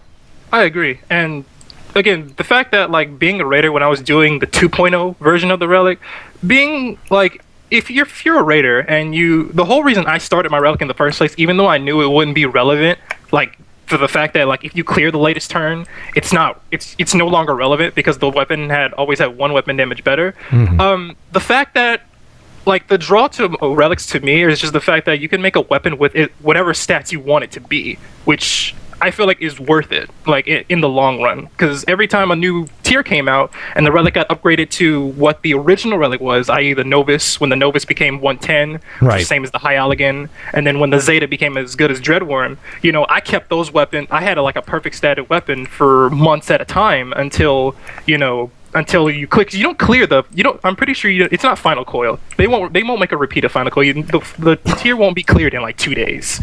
So I hope not. I mean, they already walked back the difficulty enough with the second tier. If they walk it back again, that's going to be a problem. That would be really bad. It would be very disappointing. I think that would shoot their rating community even more in the foot. Doesn't seem like they have any real intention to walk it back again, though. They seem pretty pleased with where the difficulty was at this time around. How ironic would it be to have the first raid be the hardest raid in the tier structure? Right? That would be so bizarre. Thank you very much for the call. We appreciate it. If you want to call Limit Break Radio on Skype or 810-515-8715. We're running out of time here today. So there was a lot mentioned about the UI and designing the UI, but there's a couple of really interesting statements in here.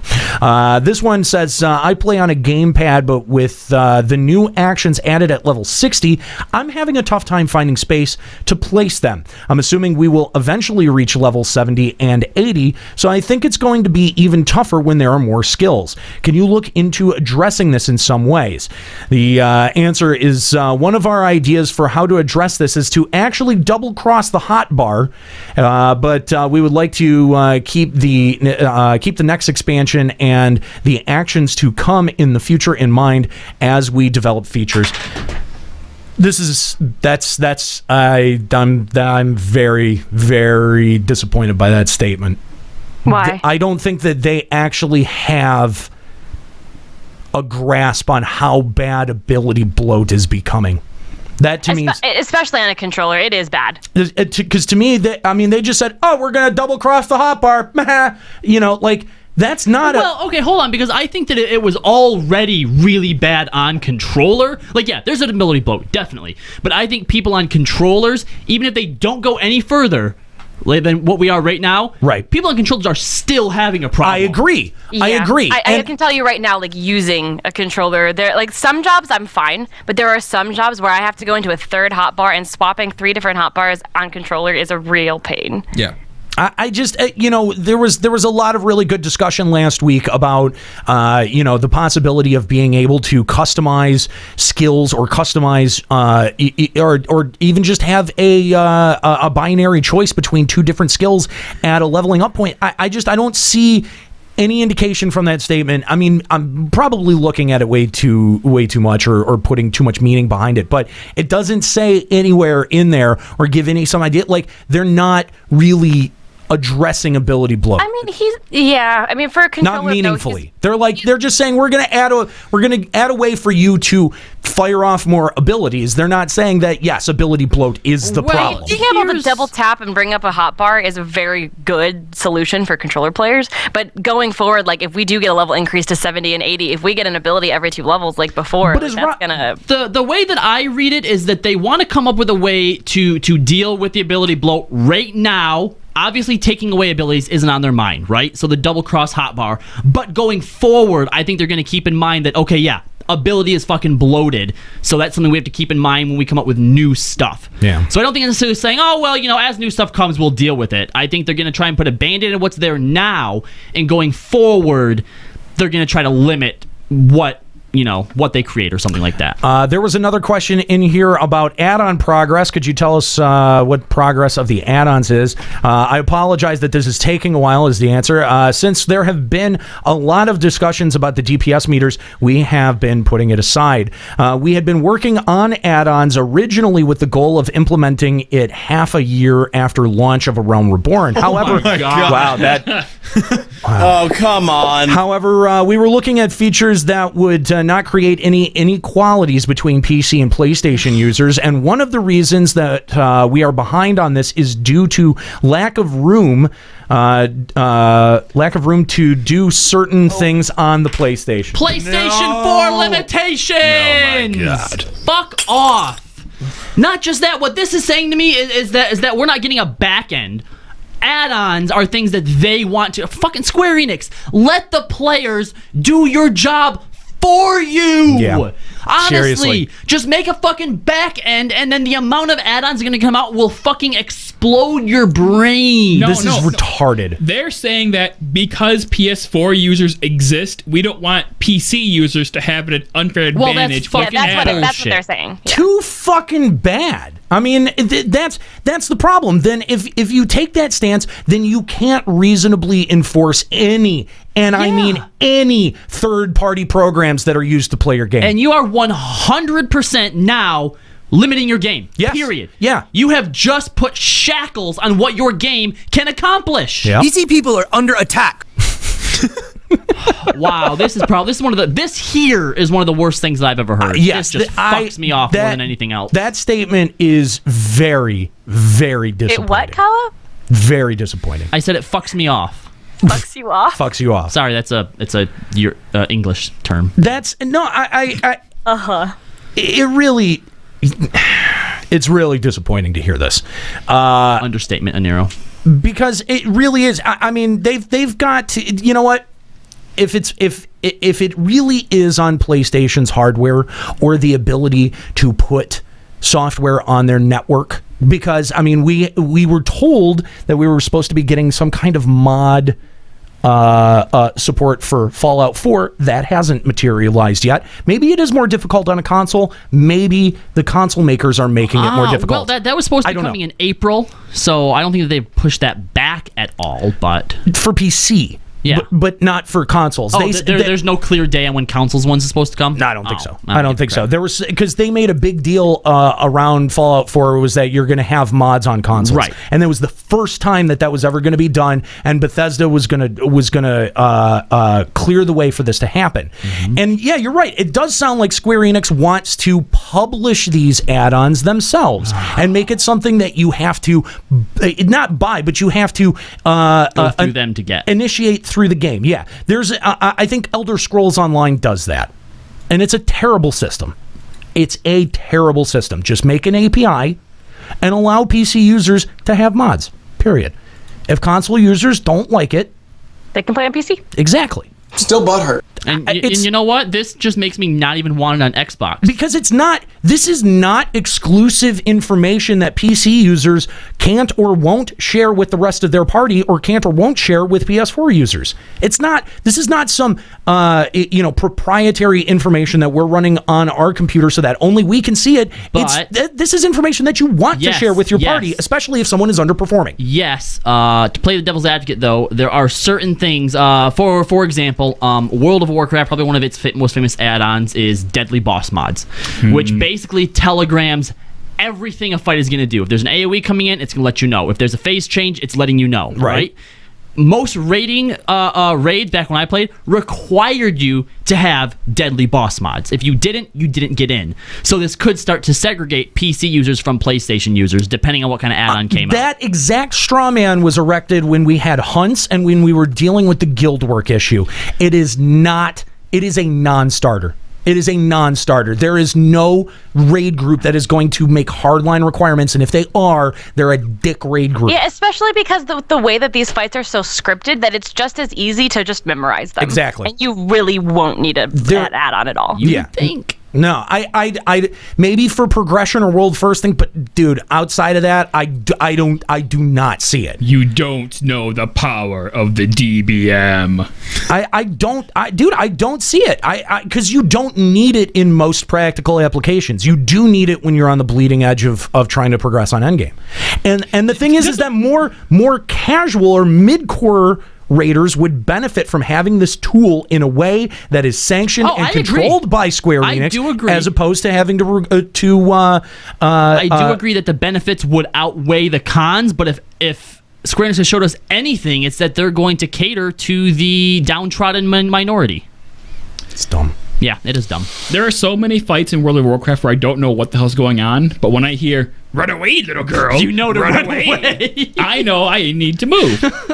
And just because of that, like, sickness must be purged. Do you know to move then? I mean, no, because it just happens at random times during the fight. It's not an actual cue that a move is coming. I mean, no, it is. Is it? With deadly boss mods, it is. Runaway little girl is programmed in, so if there's a thing to run away, it shouts to everyone. Yes. I don't know. That just lowers the skill level so dramatically. Considerably. No, it definitely does. Like, I can tell you the fact that, like, even back during Coil, and I'd hear other people's ACTs going, like, dive bombs. And I feel like the fact that I, like, learned how it went myself made myself a better player, and I'm actually glad that I never gave in. Absolutely, Nika. Totally. But there are not a lot of people like you. But that's a totally different conversation. That's a different conversation than Square Enix not giving us the tools to be able to utilize. That's true. Because they could just straight up say DBM. No, that's a no-go. Because there was actually an offshoot. Some people had made another one. I forget what it was called, but would actually allow you to draw on your screen to be like, here's a safe zone. Here's a safe zone. Go here. Like, not just markers, but actually drawing on it. And Blizzard was like, all right, that's a little bit too far. And that actually is a really great point, because that is the advantage of having your own API and being able to enforce it. Right now, they have no good way to enforce any of this stuff, because in order to tell what you're running, they've got to sniff your computer.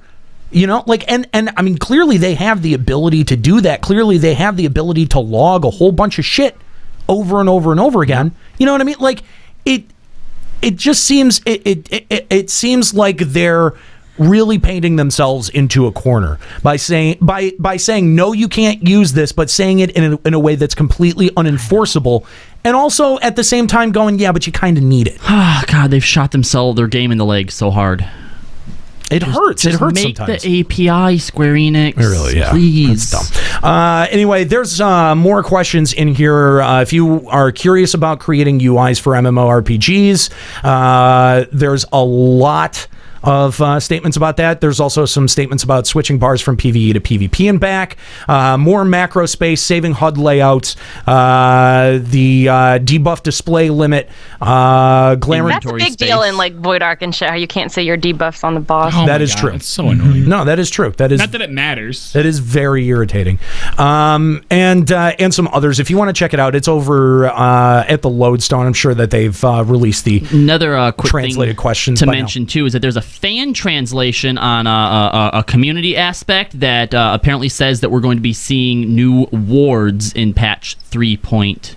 Yeah, but it's a little suspect there. Right? Yeah, and even if that's true, though, it's going to be at max price, so the houses are going to be way more expensive. And here's something that me and Juxta were deliberating, because we actually mentioned this, I think, in jest on a show. We thought the new housing was coming in patch 3.4 because at some point in a live letter, I think they had said, or somebody quoted them saying that the Ishgard housing would come after the conclusion of the Dragon Song War. Right? Obviously, it hasn't concluded yet. If it's coming in 3.3. That means we're seeing the conclusion in 3.3. No, it says new wards. That doesn't mean new. Well, okay, just new housing. We're speculating. We're speculating, Nika. Okay. Gosh. Anyway, #negative Nika. Right. So how cool would it actually be if the Ishgard wards, as we said, were locked behind MSQ? Awesome. I think they would have to be. Yeah, I mean, if you're only at the point of 2.5 in the story, how could you have a house in Ishgard? That would make no fucking sense. No, the current, you have to get through all of 3.3 storyline to even purchase the house. That would make sense. Yeah, that would be great. I've just kind of always expected it to be that way. Mm-hmm. Let's hope. Anyway, this the translation where we got this from, the translator was Marco Turn, and the document was Mr. Happy. So, okay, well, credit where credit is due. All right, fair enough. That if you want to check out more about that, links at Lodestone. We'll also have links to the translated document at our website, limitbreakradio.com. All right, let's read a couple of emails here. Do we want to take a couple more callers, or do we have time for it? Let's take at least one more. Who do we have on the line right now? We don't have anyone on the line, but all right, let's take at least one more. Kyle, you want to start us off on emails? Yes, I do. Okay. Hello, LBR. This email is more for myself than it is for the show, so feel free to delete it and not respond. Nope. I've been listening to the show since FF11 days, and I'm glad that you guys brought back the show. Sadly, at the start of the year, the person who got me into the FF series when he bought my brother and I FF7 passed away. Aw. Oh, man. I'm sorry. And after a month break from the game, I have come back to a pretty empty FC and have lost what very little drive I had for the game. It's the first time I have ever played an MMO and just felt lonely. What few friends I had have left the game, and sadly, after what happened, I am having a hard time talking to people in-game. I honestly have no clue why I'm sending this to you guys, so I'm sorry for wasting your time, and if you read this fully, and for any bad grammar and spelling errors, since I'm writing this hiding from bosses on the work floor. Keep up the great work with the show. You guys are one of the few reasons, a few things the past 2 months putting a smile on my face. Lonely in Limsa, no name. Well, you know what, Lonely in Limsa? I have a suggestion for you before you throw in the towel and call it quits. Come to Swagatonis. Yeah, come hang out with us. Come to the LBR. We have the overbloated link shell. We have the free company now, and we have had a lot of people that have been in situations where they haven't felt all that welcomed or accepted, or they just haven't felt like they have a home in Eorzea. And we've been told on multiple occasions that we have that on Swagatonis. So, I mean, if you plan on possibly throwing in the towel anyway, plop down an extra couple bucks and maybe come over and give it a try first. Got a whole bunch of real good people. And Skuro. And Ryuichi. Yeah. But no, if you do end up over on Sergeant Tanis, let one of us know. Yep. And we'll be happy to get you outfitted with either a link shell or free company. And just a note on the link shell that it is really bloated right now. Yeah. It's really hard to... It's really... At this point, I'm just kicking random people. Yeah. So... If you come online and you find that you've been kicked out of the LBR link shell... It's nothing personal. It's it literally... Like some people say that and they're like being passive aggressive. Literally, it is nothing personal. We're just randomly kicking someone that and we're hasn't been always there in a adding while. people to the FC as they go to the LS stuff. The hope is eventually that the FC is what we primarily use and not the link. It's really gonna it's gonna take getting the house though. I mean, Yes. once we get the house and we're able to get all of the people, like you, me, stuff like that. Yes. Yep. Well, thank you for the call or for the email though. That was we do have a caller on the line. Okay. Zero Ashtonzari from Midgard Stormer. What's up, Zero? Hey guys, how's it going? Good. Going great. That's great. So there's a bit of a theory with going around about what if they bring Final Fantasy XIV to Xbox One. Now we're seeing a little bit of this concept maybe being a possibility because there's going to be no PS3 support for the 4.0 expansion. Right. Yeah. They are dropping PS3 support completely as of 4.0. That's nice. Yeah. No, it is really nice. Actually, I even forget that PS3 is a platform option sometimes. But yeah, no, good point. There is a possibility that it could come to Xbox One, but I think that has way more to do with Xbox, with Microsoft itself being open to more cross-platform activities than it was maybe a year or two prior when the conversation had been started. Well, the console war was going on then, and now with PlayStation 4 outselling Xbox One, I believe the last number I saw was 2-1. Yeah, to say the least, Xbox is in a little bit of trouble. But I'm curious about the idea because the only other game that does cross-platform like that, which it doesn't, is ESO.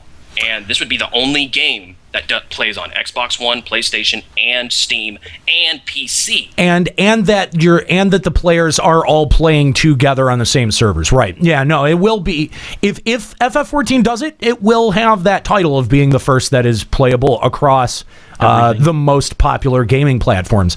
So kind of like 11. I mean, 11 actually still only holds that title for the 7th generation of consoles, and so yeah, that's entirely true. Although I don't know how illustrious of a title that is.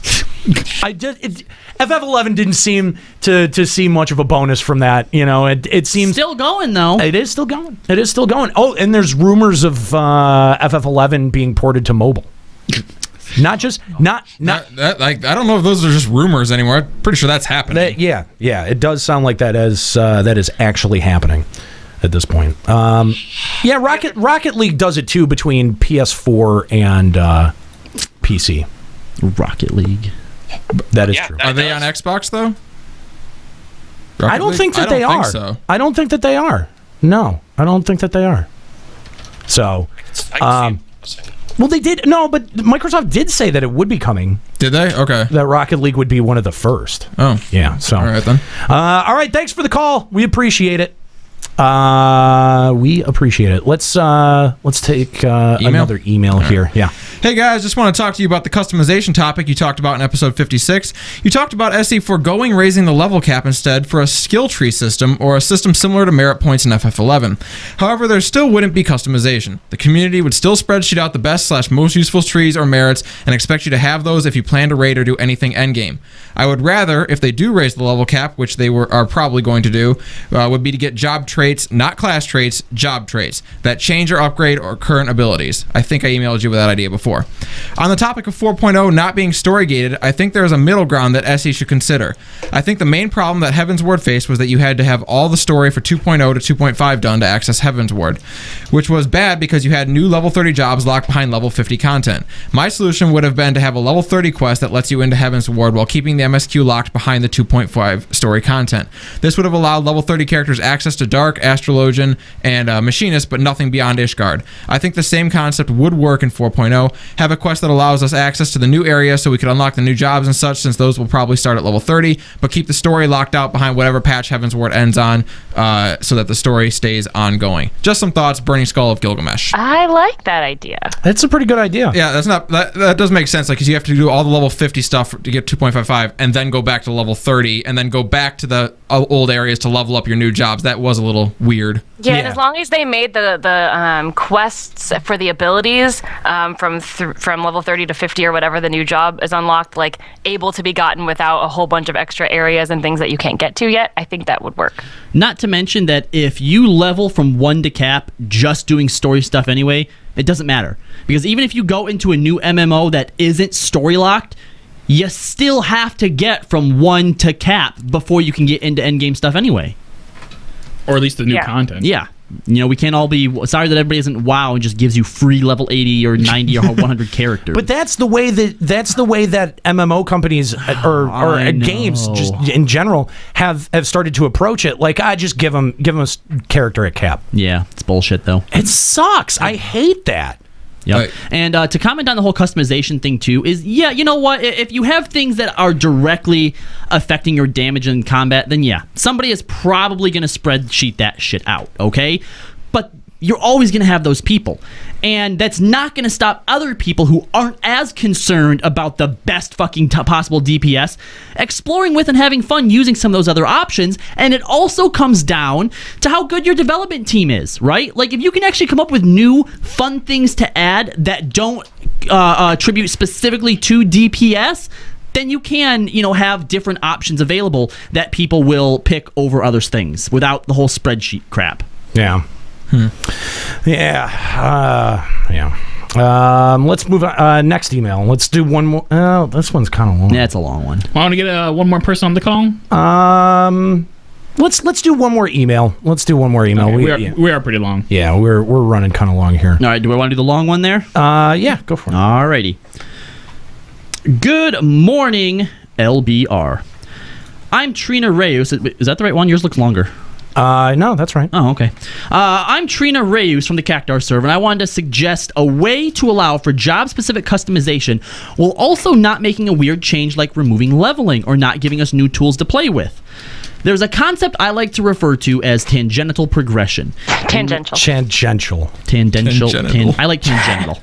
Congenital progression. In layman's terms, it's the talent tree from World of Warcraft. You take the base job and choose one of, let's say, 3 playstyles, and each one gives you abilities and bonus stats tuned to that playstyle. To illustrate how my vision of this system would work, I'm going to do it from a Dragoon perspective. I don't want to read this email anymore. Because that's the class I'm the most familiar with. Assuming Squeenix is going to stick with the 10 levels for an expansion plan, let's say you get a talent every other level. 5 in total. To get a baseline of what one can expect from each tree, you look at the current rotation. If you want to add an off-global cooldown, you have to add at least 1, probably 2 global cooldowns to allow for the window to cast that. This is because we're already double weaving most of our off-global cooldowns, and trying to squeeze in another would be troublesome. But let's say we add a 5th combo skill and 2 off-global cooldowns. Depending on your specialization, the combo skill would be added at the end of your Chaos Thrust combo or your Full Thrust combo.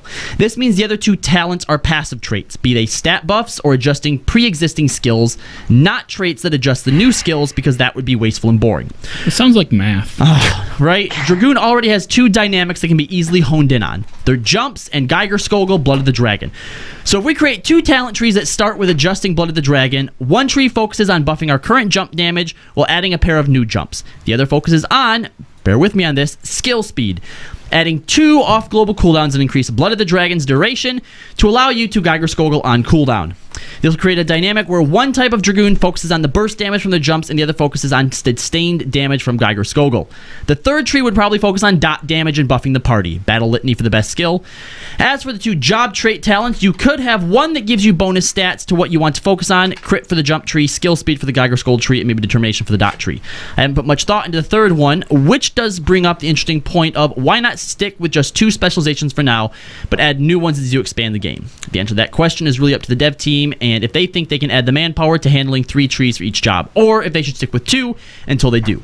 As for the ability bloat concern, y'all can suck it. New abilities are fun. Shout out to my homies, and there are also out there who also want to have the raw skill speed to Geiger Skogel on cooldown. You know, new abilities are fun as long as you... I mean, like, if you have to add them into your fucking rotation, though, how is that fun?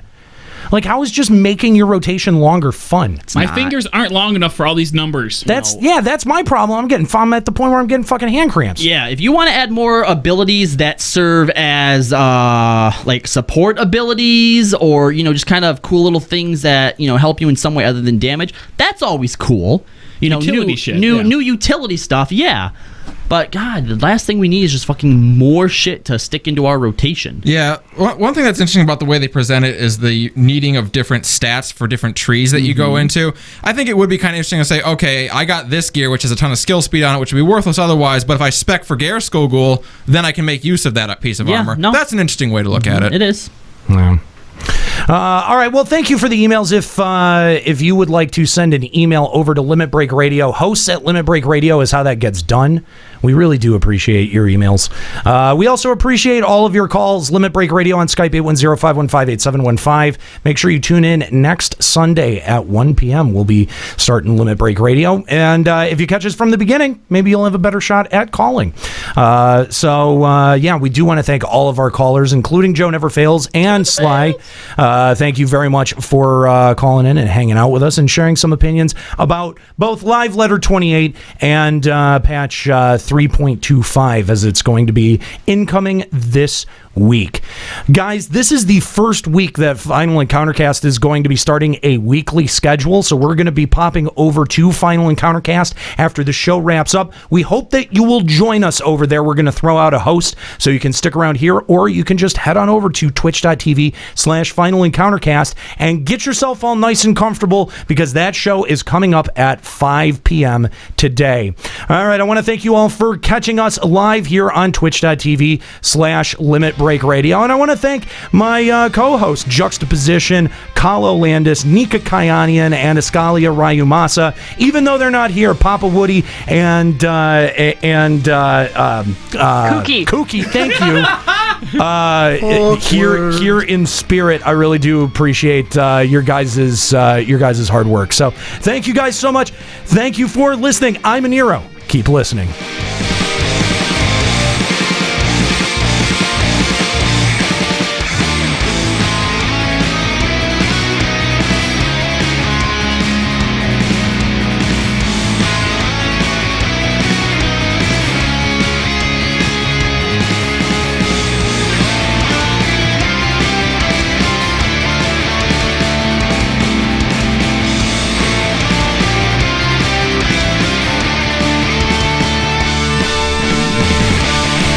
Limit Break Radio is a production of LimitBreakRadio.com and Bender Media Productions. Today's episode was produced by Juxtaposition and Ascalia Rayumasa.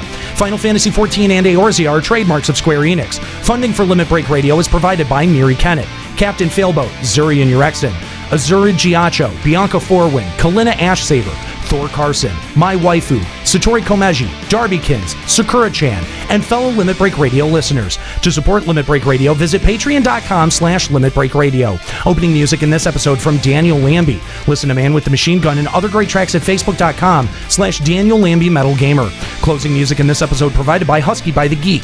Listen to this and other great Final Fantasy XIV and video game rock covers and original music at facebook.com/Husky by the Geek. In-game graphics for Limit Break Radio's Twitch stream are provided by Diamond Multimedia. Check out their line of AMD graphics cards and other hardware at diamondmm.com. Limit Break Radio and its hosts are solely responsible for its content.